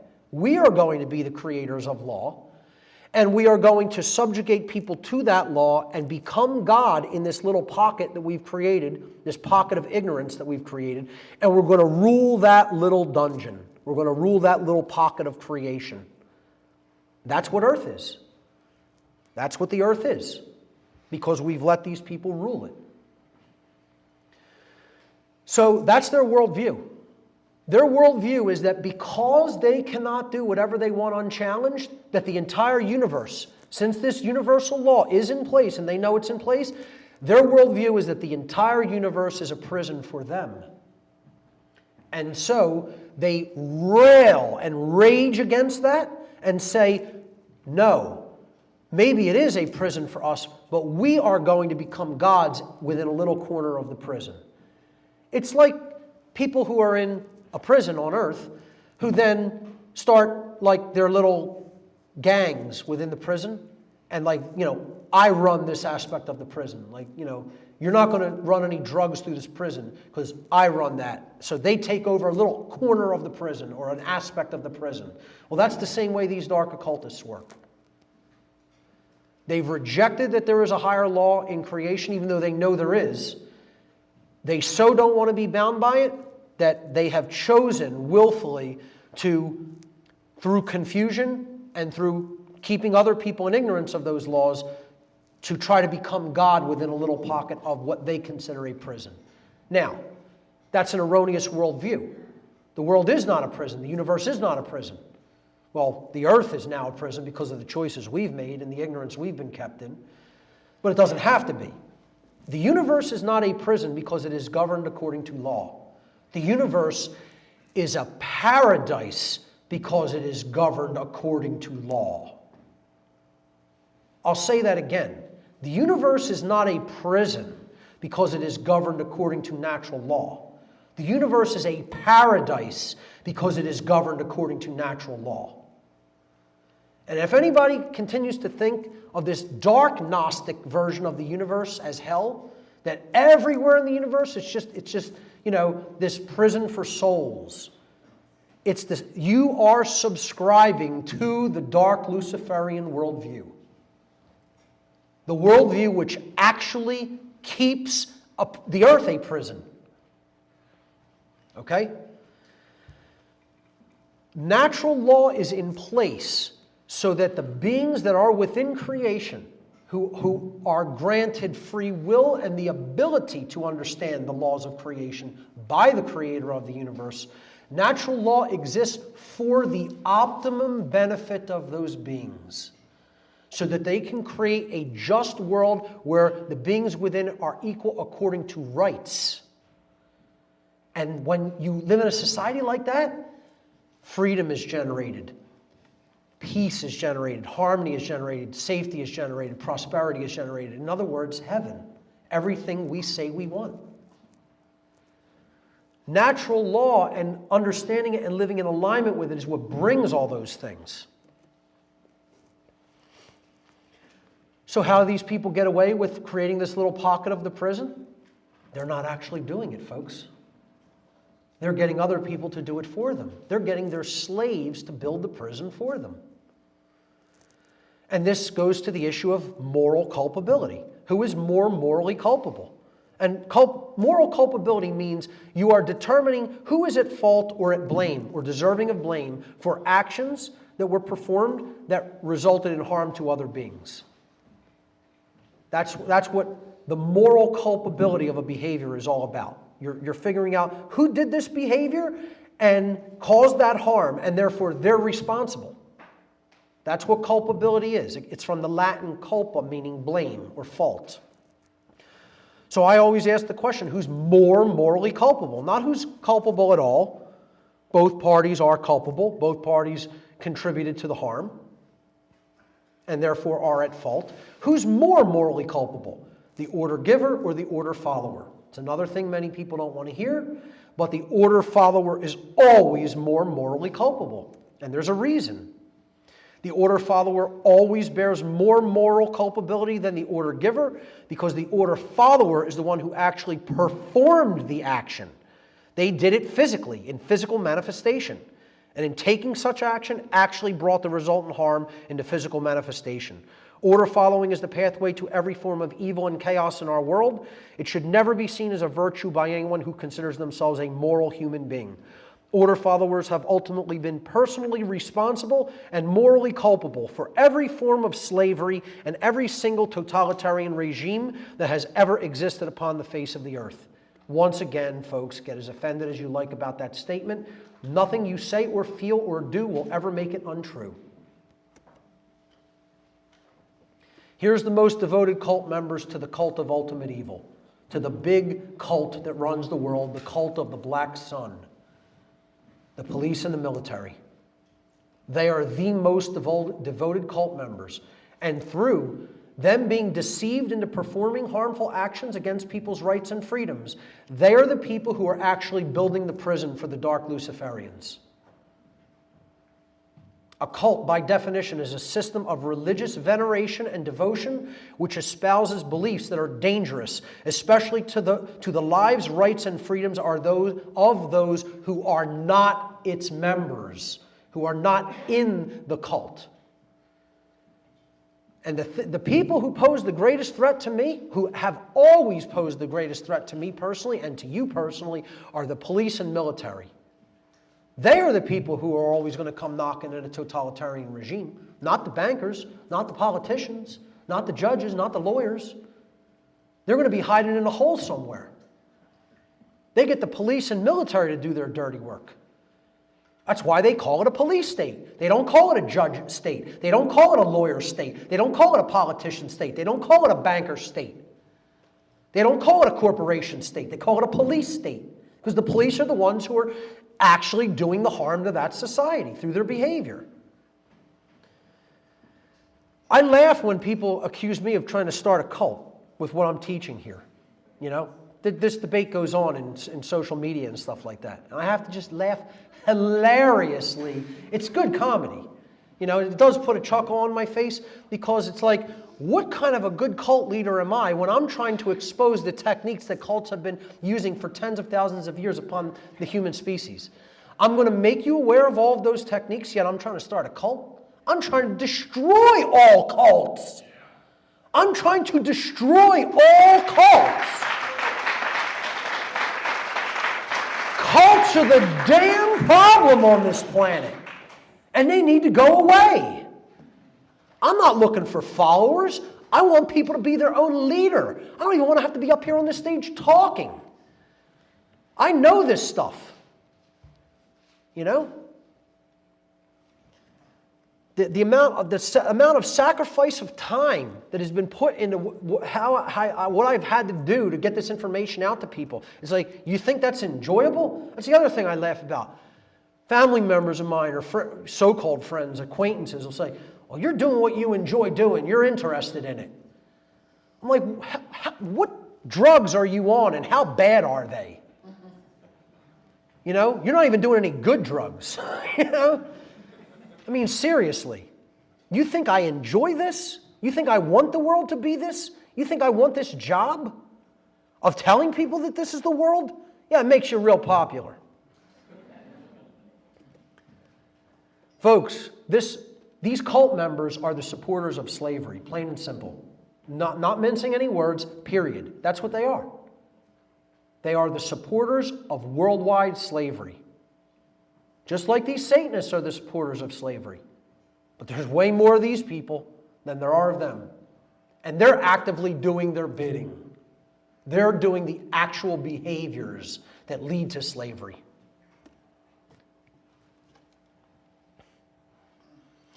The dark occult mockery of its own cult members.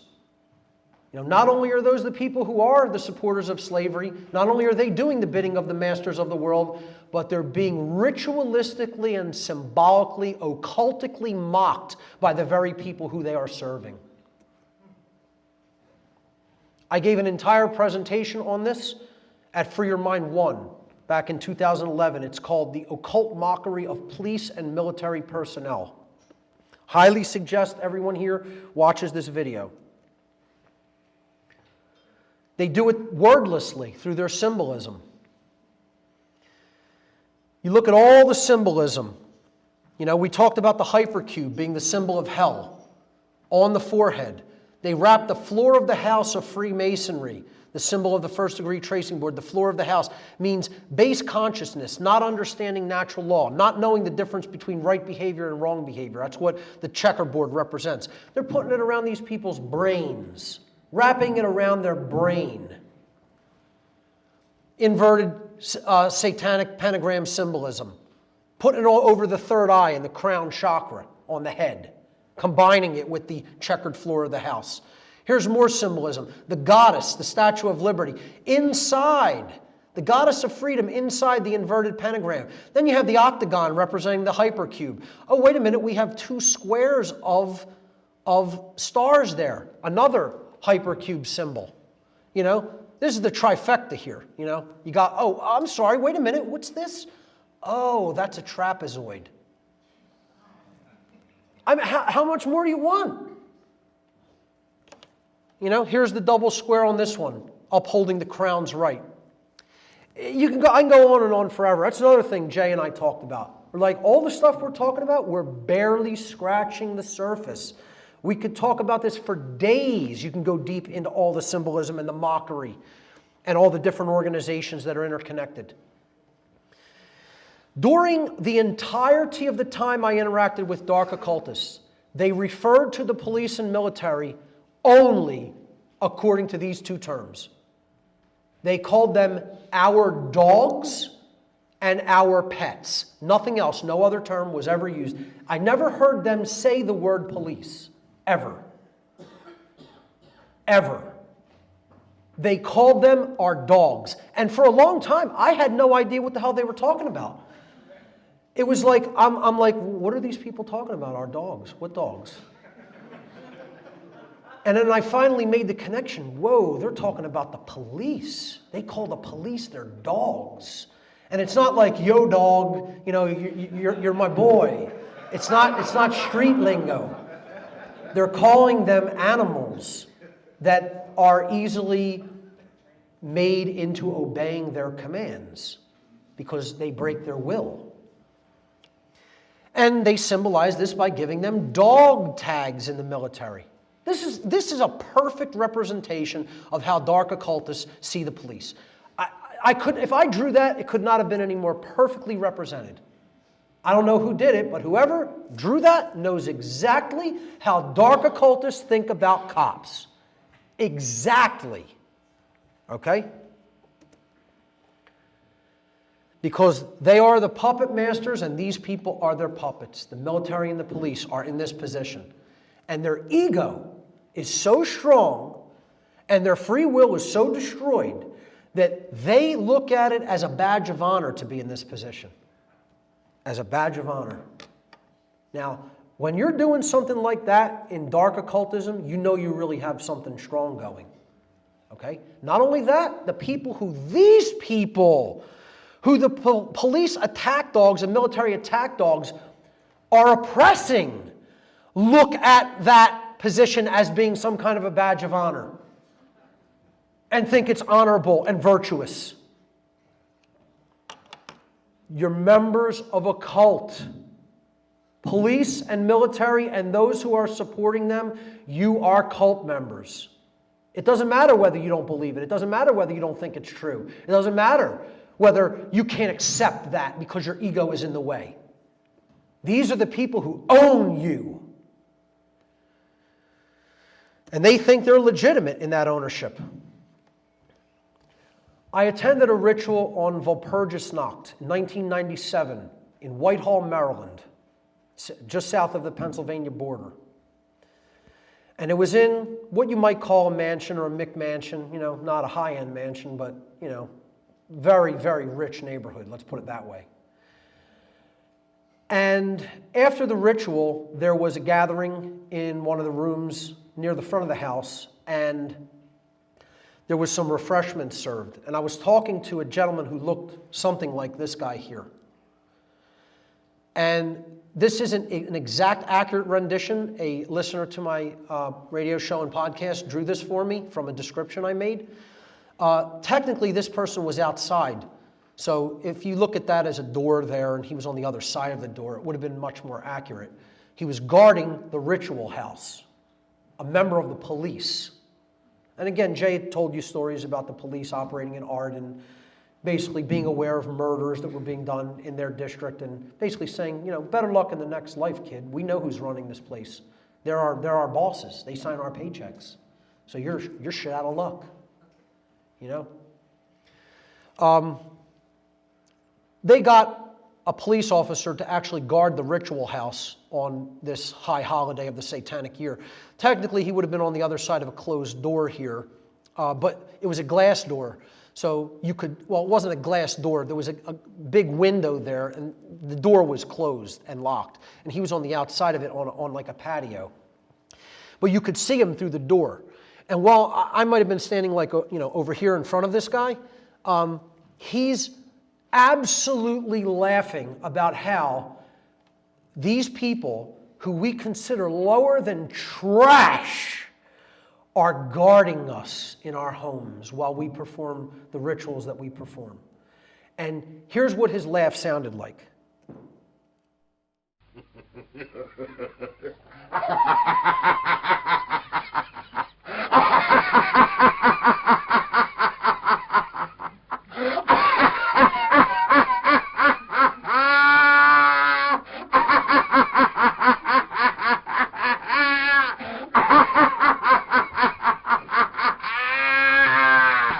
Almost identical. The choking or gagging aspect was even more like heightened because he was like eating while he was laughing. He was eating and drinking while he was laughing, like food in his mouth, okay? Like a gluttonous slob. And I'm telling you, you know that cackle or that force, like you can't even draw, you're laughing so hard you can barely draw another breath in. That's what it sounded like, okay? This is what these people think of the police. And you know what? Can't say I blame them. I think about them the same way. They're that big of a joke. You would enslave your own kind. What bigger kind of a joke is there? What kind of lower form of life is there than that? You deserve to be laughed at like that. You deserve to be laughed at like that.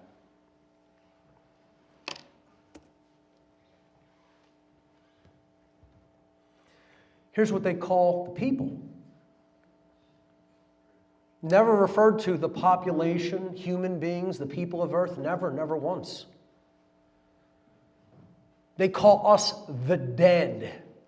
Well, they don't call the people in this room the dead, but they call the vast majority of the human population the dead.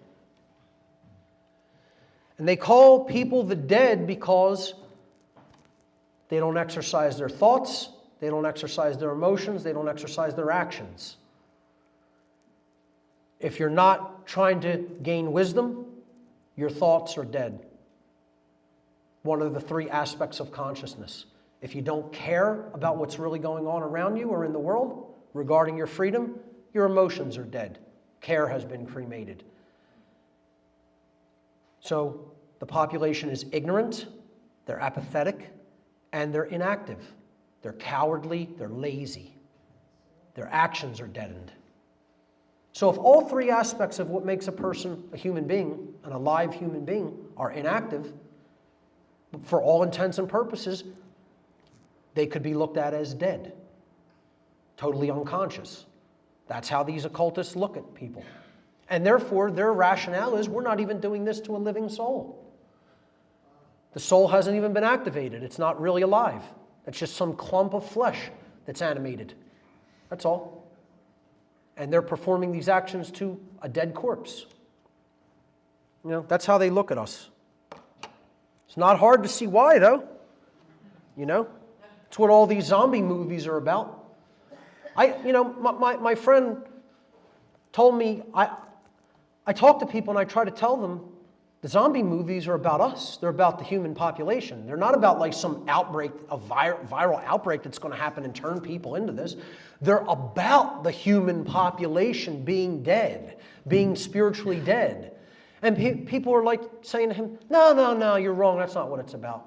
Yes, it is. That's what zombie movies are about.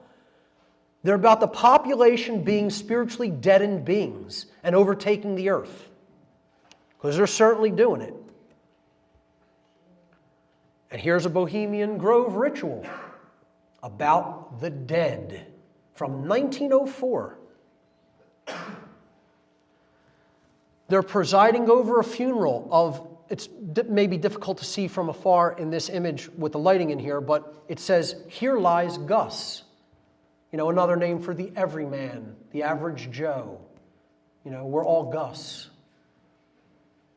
And it says, "Born every minute," and died August 8th, 1904. A sucker is born every minute. You know, that's how they view people. You know, they're living, they're presiding over the funeral, you know, with the dead in the ground with the mockery tombstone, just mocking us. Here's how they see us all. I broke this image down with Jay Parker on an episode of my podcast. Here's the poets as they refer to themselves. It's a division of Bohemian Grove, one of the encampments as they refer to them. And I'm referring to this painting in the background, which I'm going to blow up and enhance. Okay? Here's some Bohemian Grove Dark Occult members. They painted this painting while they were at the Grove. And you see it depicts a line, like a procession of human beings. And it's all different types of human beings changing as they go forward to different kind of people. So we're going to look at that progression. So let's blow this up and look at the rear portion of the procession here, being led up here, moving this way. Well, in the back you have the hunter-gatherer types, the people actually living in balance in the natural world. They see them as barbarians, okay? Basically, only taking what they need from the earth, living off the land. You know, that's barbarism, okay? The old hunter-gatherer types of human beings. And then as you move forward, you get into husbandry and farming, etc. So that's the next level of so-called human evolution. So let's move forward. Well, then we have two classes of people. You might call this the poor or the lower class, you know, and then you have the aristocracy or the upper class, or at least the middle. You know, you're moving here toward the middle class here. There's even kind of like a separation. You have who they consider, you know, the slovenly and you know, just degraded aspect of society. And you have here's the poor. They're all like, you know, waifs practically, you know, practically starving. You got this guy who's got a little bit of something or bread maybe, you know, but he's still like really emaciated. Then you have the aristocracy. You know, they're the moneyed and so-called cultured people, you know, who are doing a little bit better than everybody else. And then in front of the aristocracy is the strong man, the police and military. That's who he represents.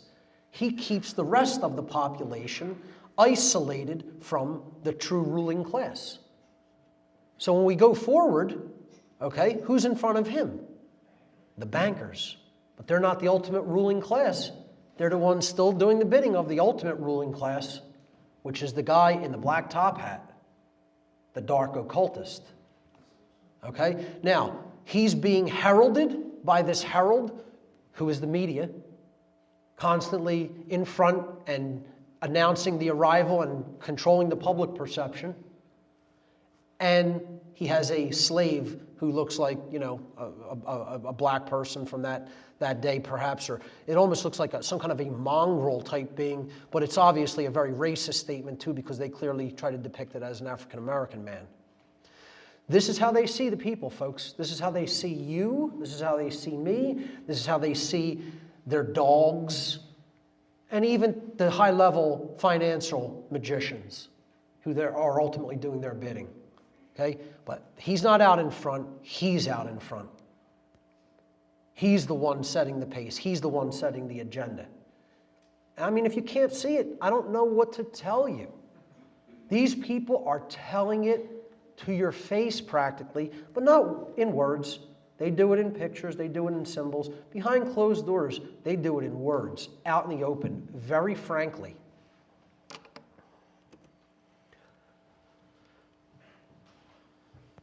Mini-me Satanism. This is the other way that they continue to keep their control and continue to run the world. It's what I call mini-me Satanism, and it's what most of this whole society subscribes to. Mini-me Satanism. Everybody wants the Iron Throne, right? Nobody wants to destroy the Iron Throne. See, it's like Russian dolls, a doll within a doll within a doll. It's all just a fractal image of itself.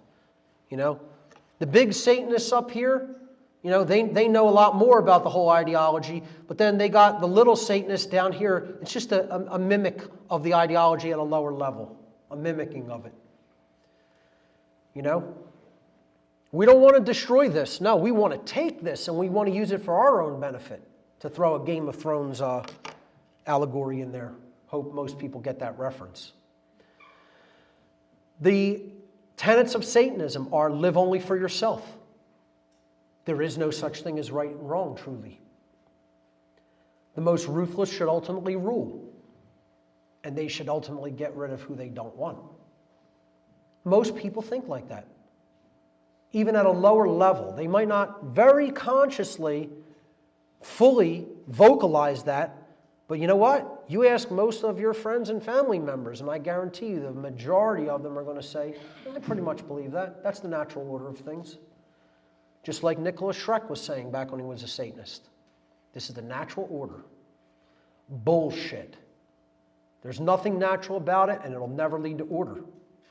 This societal Satanism has to go before we could ultimately do anything about the problem of this big cult. Because as long as this ideology is entrenched in the masses of people at a fractal level, we are subscribing to the same ideology that is ultimately enslaving us. And therefore we can never be free as a result of taking that ideological position. When you look at our society, is our culture systemically satanic? Are we infected with the old religion? Oh, you better believe we are. It's everywhere. Me thinking 24 hours a day, 7 days a week, 365 and a quarter days a year.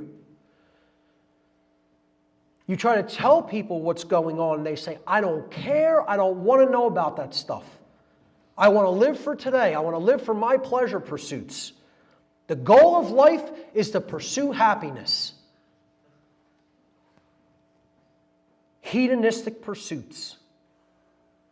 And some people will say, oh, that's the best revenge, is living well. Well, I have no problem with success and prosperity. That's what I'm telling people I want, and they should want too. But when you make that the goal of life, as opposed to being moral and free, you're missing what this entire existence is all about. And most people are stuck in that. They're stuck in that trap for the soul. Hedonistic pleasure pursuits and living only for me. It's what our whole culture is based on. It's what they got people believing is the point of life, instead of to learn and to grow in consciousness.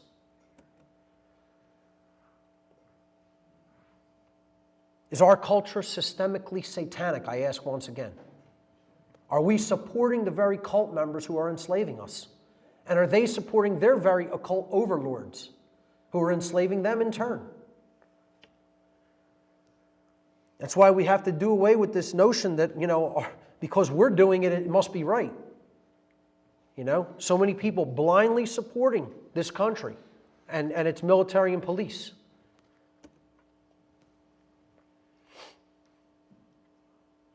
The answer is get out. I got out. I got out when the getting was good. That's called the 23 skidoo. Well, you know what? The getting might not be so good anymore. It's going to be harder and harder to get out of this as we go deeper and deeper into it. It's like quicksand. In other words, quit your cult. This has been my motto, my dictum, It's been my mantra over the last year. Quit the cult. The cult is not interested in helping you. It doesn't want to help you. It doesn't want to protect you. It wants to own you. How do you quit the cult? In What on Earth is Happening, when I first did the initial series years ago, it's almost a decade ago now, about 9 years ago, I gave in the solutions section the 3 R's, and they were respect, remembrance, and the third one was, respect, remembering, and responsibility, okay? So those 3 R's are what I want to reiterate upon as the way out of the big cult, how to get out. However, I'm going to give a new 3 R's to complement the original 3 R's of respect, remembering, and responsibility. Repentance is the true form of self-respect. And this is a religious term, as it is most often used. It means saying that you're sorry, making an apology for wrongdoing and wrong thinking. It means saying the most powerful 3 words that can ever be spoken by a human being.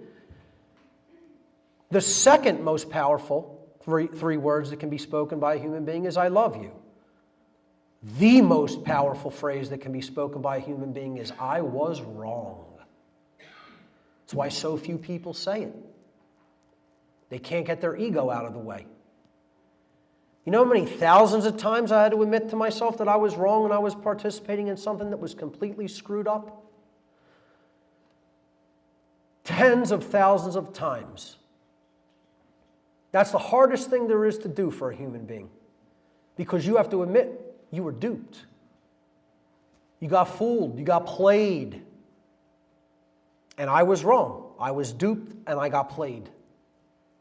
But I was at least man enough to be able to say that to myself. How many people are man or woman enough to be able to utter those words? I know people in my own family who have knowingly said untruths about me or let untruths be spoken about me that they knew were not the truth, and can't say years later to me, I was wrong about that and I shouldn't have gone along with that or just let that be spoken about you unchallenged. Just because they can't get their ego out of the way and those words can't leave their mouth. It's like Arthur Fonzarelli on Happy Days. I was, and he can't get the word out.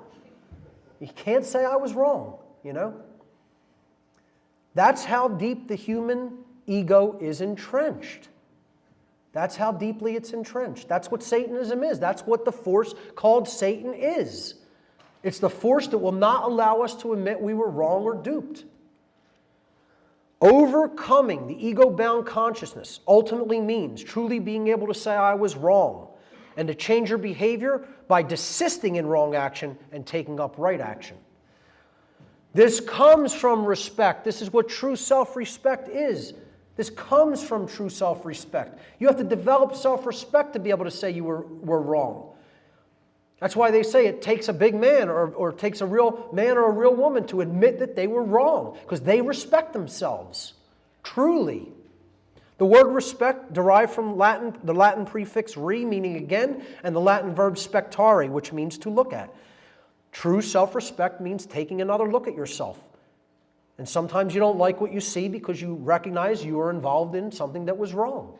And you have to admit that to move forward. That's what taking the step into the repentant personality is all about. This is what real repentance is.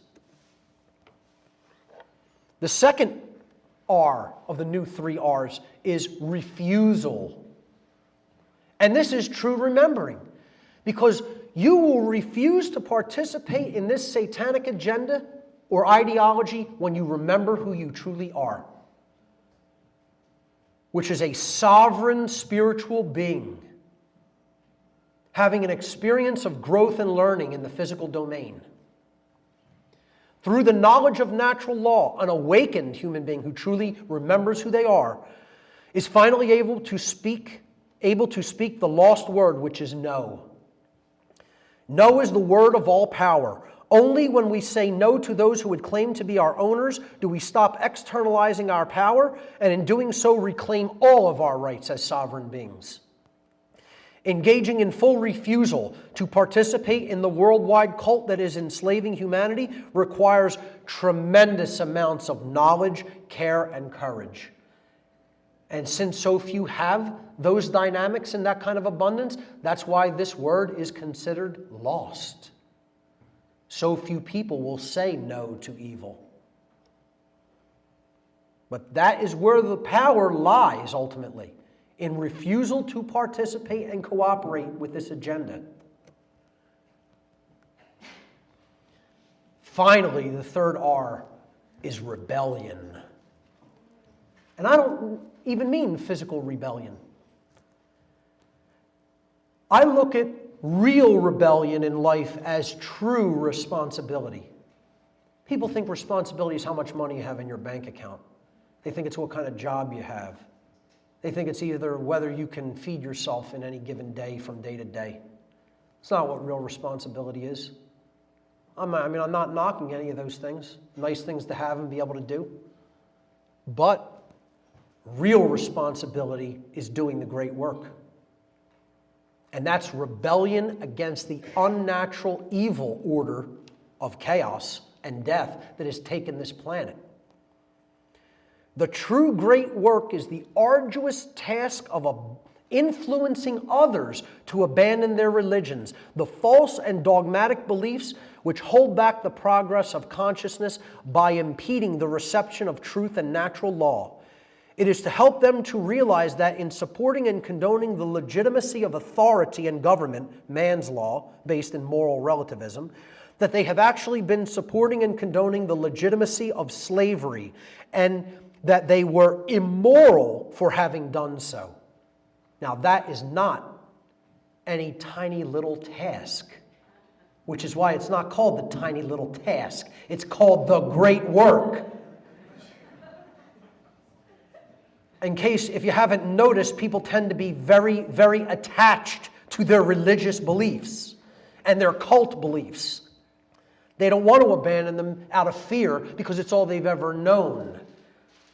And what this great work is ultimately about doing is dragging people kicking and screaming into uncharted territory, the undiscovered country of real freedom and real responsibility.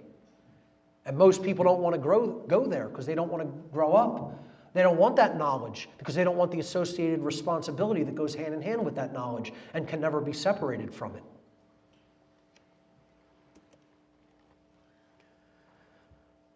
You want to know what two of the most powerful words that can ever be spoken are?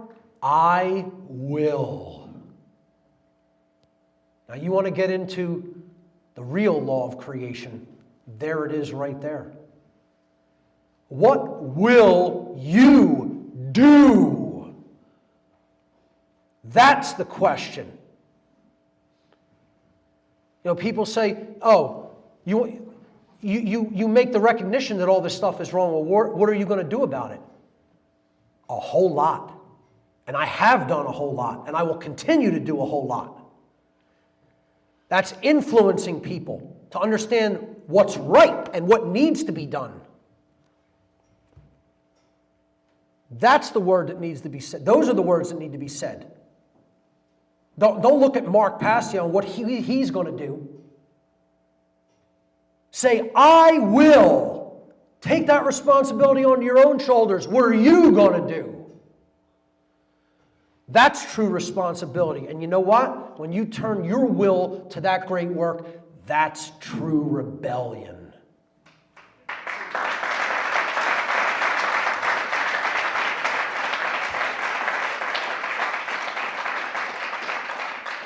And I was going to wrap it up there, but I have one more thing for you guys tonight, a little special section that I planned just for today. I call this the hidden God of the occult world. Or, there is only one God, and his name is Bill. You're laughing now, but wait till you see this. Okay. In the ancient world, the solar deity in the oldest civilizations on Earth was referred to as Bil or Bel. B-I-L or B-E-L. Now, the actual vowel in the middle is relatively unimportant because ancient languages did not have vowels. If you go back into the ancient Sanskrit, Hebrew, Coptic Egyptian, Phoenician, all of these languages, Sumerian, they didn't really have vowels, okay? The consonant order that we're talking about here is B-L. B-L. It doesn't matter whether it's B-A-L, B-E-L, B-I-L, B-O-L, or B-U-L. It's the B and the L that matter, and the vowel sound is able to be substituted. Okay? So here is the god Bel in the Phoenicia-Canaan tradition, depicted with another solar deity with rays around his head. But that is one of the oldest stone relief depictions of the god Bel or Bil from the Phoenicia-Canaan tradition. And again, he was called Bel in the ancient Sumerian tradition as well. He was known in the Babylonian tradition and Akkadian tradition as Baal. Many people will know this name from biblical accounts because the name Baal is given in the Bible. He was depicted as the bull, the golden bull of Sumeria. And again, you saw Baal depicted as a bull holding the golden child, okay? Because he was the sun god. This is all the solar deity, Bil or Bel or Baal, okay? So here he is in the Mesopotamian tradition as the golden bull. This is, I believe, a golden statue from Iraq, okay? And again, the word bull, B-U-L, there's the name in the word bull, okay? The reason he was depicted as the bull, and again, Satan is depicted as the bull as well, and I'm not telling you that Bil or Bel is just all satanic. It was viewed as the sun, the light, the rejuvenator of the world, etc. It's where the solar cult of the ancient world derived this name, okay? And you know what Bil meant? Bil or Bel in the ancient world, it was an actual term. It wasn't really so much a proper name as it was a title. It meant master. So you could look at that in two ways. You know, is the sun the master of light? You know, we're receiving the Creator's light, and we have to develop self-mastery through the light? Or is it about authority and the master, you know, ruling over our lives and telling us what we must and must not do? It's two ways of looking at it, just like there's two aspects to the sun, two aspects to the light. There's the true light aspect, and then there's the dark sun. Okay? You have to be able to view these things as having multiple dimensions to them. When you get into the unidimensional way of seeing things, you're missing the point. Okay? But the bull, he was depicted as the bull because the sun 6,000 years ago during the Sumerian civilization was in Taurus. The spring equinox was in Taurus then. This is known as the precession of the equinoxes. Okay? The sun didn't rise in Pisces on the eastern horizon. It rose in Taurus then.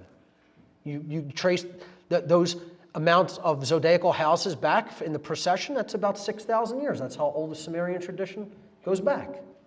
Okay? So, Taurus is the bull. And here you have the bull with the sun. It makes perfect sense. Okay? Now, we talked about May 1st, the midpoint of Taurus, the bull, being the high point of the occult holiday. The midpoint of spring being the highest occult Sabbath in the occultic year. And it's called Beltane. Beltane, Bel's wheel. This is the solar wheel. The zodiac is the houses that the sun passes through as a wheel during the course of the year. Well, that's Bel's disk, Bel's wheel, the sun's wheel. The civilization that came out of that time period of the world was Babylon, where all of this dark occultism ultimately came out of. Now, the word Bil is right in the middle of the word, Babylon. So we break down the word Ba. What does Ba mean in the ancient languages? It means spirit. Spirit. On. Jay talked about that word. On means light. And then Bil, the sun god. So the spirit of the light of Bil, or the light of the spirit of Bil, the solar deity. That's literally what the name Babylon meant. The light of Bil's spirit, the light of the sun's spirit. Okay? Well, what's the god of the world today? It's Bil. So they just named it a Bil, right? Just it's accidental. There's no connection here. What do we want all those bills to do? Well, we need them to pay bills. Bill has to be paid, you know. He wants money. You know, that's his thing. So we have to acquire bill to pay bill. The people who have the most of these bills are the billionaires. The ruling class are billionaires. They long ago took all the gold bullion. Ever wonder why it's called bullion? It's named after their god, the bull. Well, on Wall Street, there's their god, the golden bull of Wall Street. They always want bull markets. They don't like it when there's bear markets. They want the bull market. And when there's not a bull market happening, they want a bailout. It's just an accident. It's all coincidence. They distract us with ball games.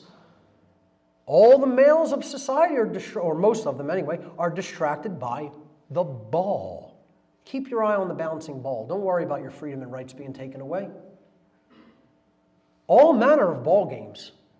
Baseball, basketball, football, soccer is played with a soccer ball, tennis with a tennis ball, golf with a golf ball. You can go on and on. Bowling. I even like bowling myself. You know, I have a couple of bowling balls. So, you know, ball games provide distractions. You know, the young people of society, they want to grow up to either be a belle or a baller. You know, baller is a street term for, you know, the super, you know, rich, you know, guy who, you know, he's the cool, rich dude who, you know, got his money from gaming. And the belle, you know, our young women want to just grow up to be pretty. This is the word associated with beauty. Belle means beautiful. You know, from their sun god, you know, the beautiful deity. They distract us with billboards. It's where all the advertising goes to put subconscious messages into the mind. The top singles in pop culture, music, which the dark occult worked through, is called the billboards. Actors are given billing in Hollywood.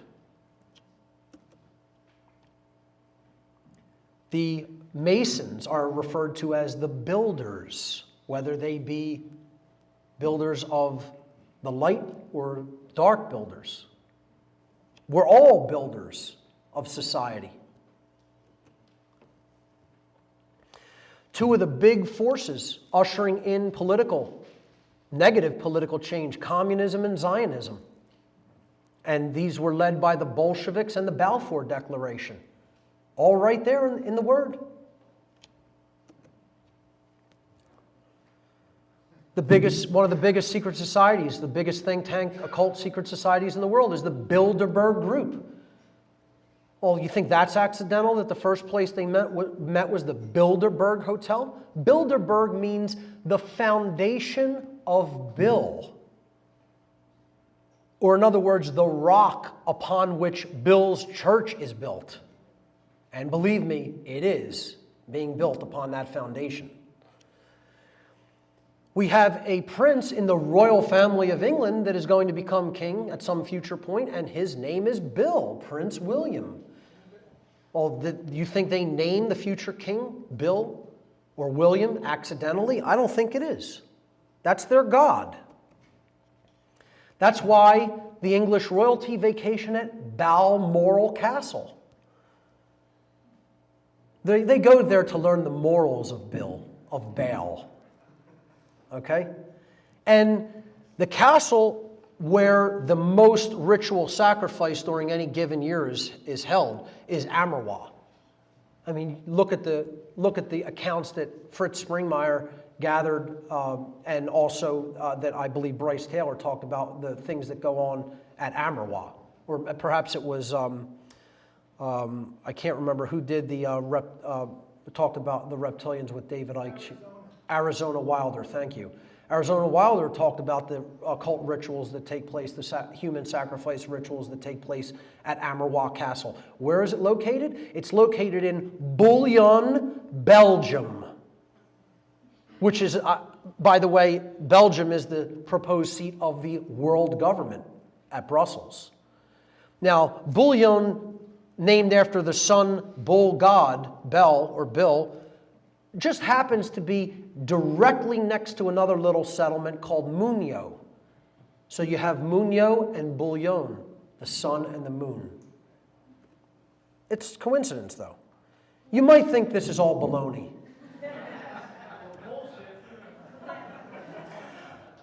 I think people just can't see the connections because they're a little bullheaded. They're rigidly attached to their belief system. And that's the belief systems, the belief systems that they give everybody. And Jay talked about it as the lie is in there as well. Bell's lies. The dark sun gods and the dark solar cults' lies. I think it's going to take a lot of courage, otherwise known as boldness or having some balls, to really change the trajectory that we're on as a species. I think we need to be struck with noetic lightning, with the lightning bolt. And maybe the light bulb will go on. And then maybe people will start paying attention to things like the Bill of Rights and the Liberty Bell, positive symbols for human freedom in our society. Maybe they could even listen to some of the words of wisdom in the New Testament of the Bible, the Bible. Maybe once we start doing that, we'll develop the ability to achieve balance. Because that's ultimately what it's all about, folks. It's about bringing the balance of the sacred masculine and sacred feminine dynamic together in that sacred union. And when we do that, and we understand natural law, maybe things won't have to get belligerent, and we won't have to use bullets to get this change done.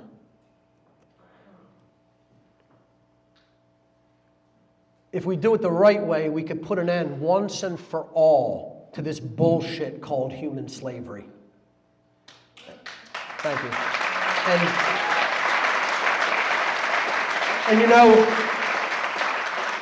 when we do that, we truly will have hit the spiritual bullseye. Ladies and gentlemen, thank you so much for your time and attention.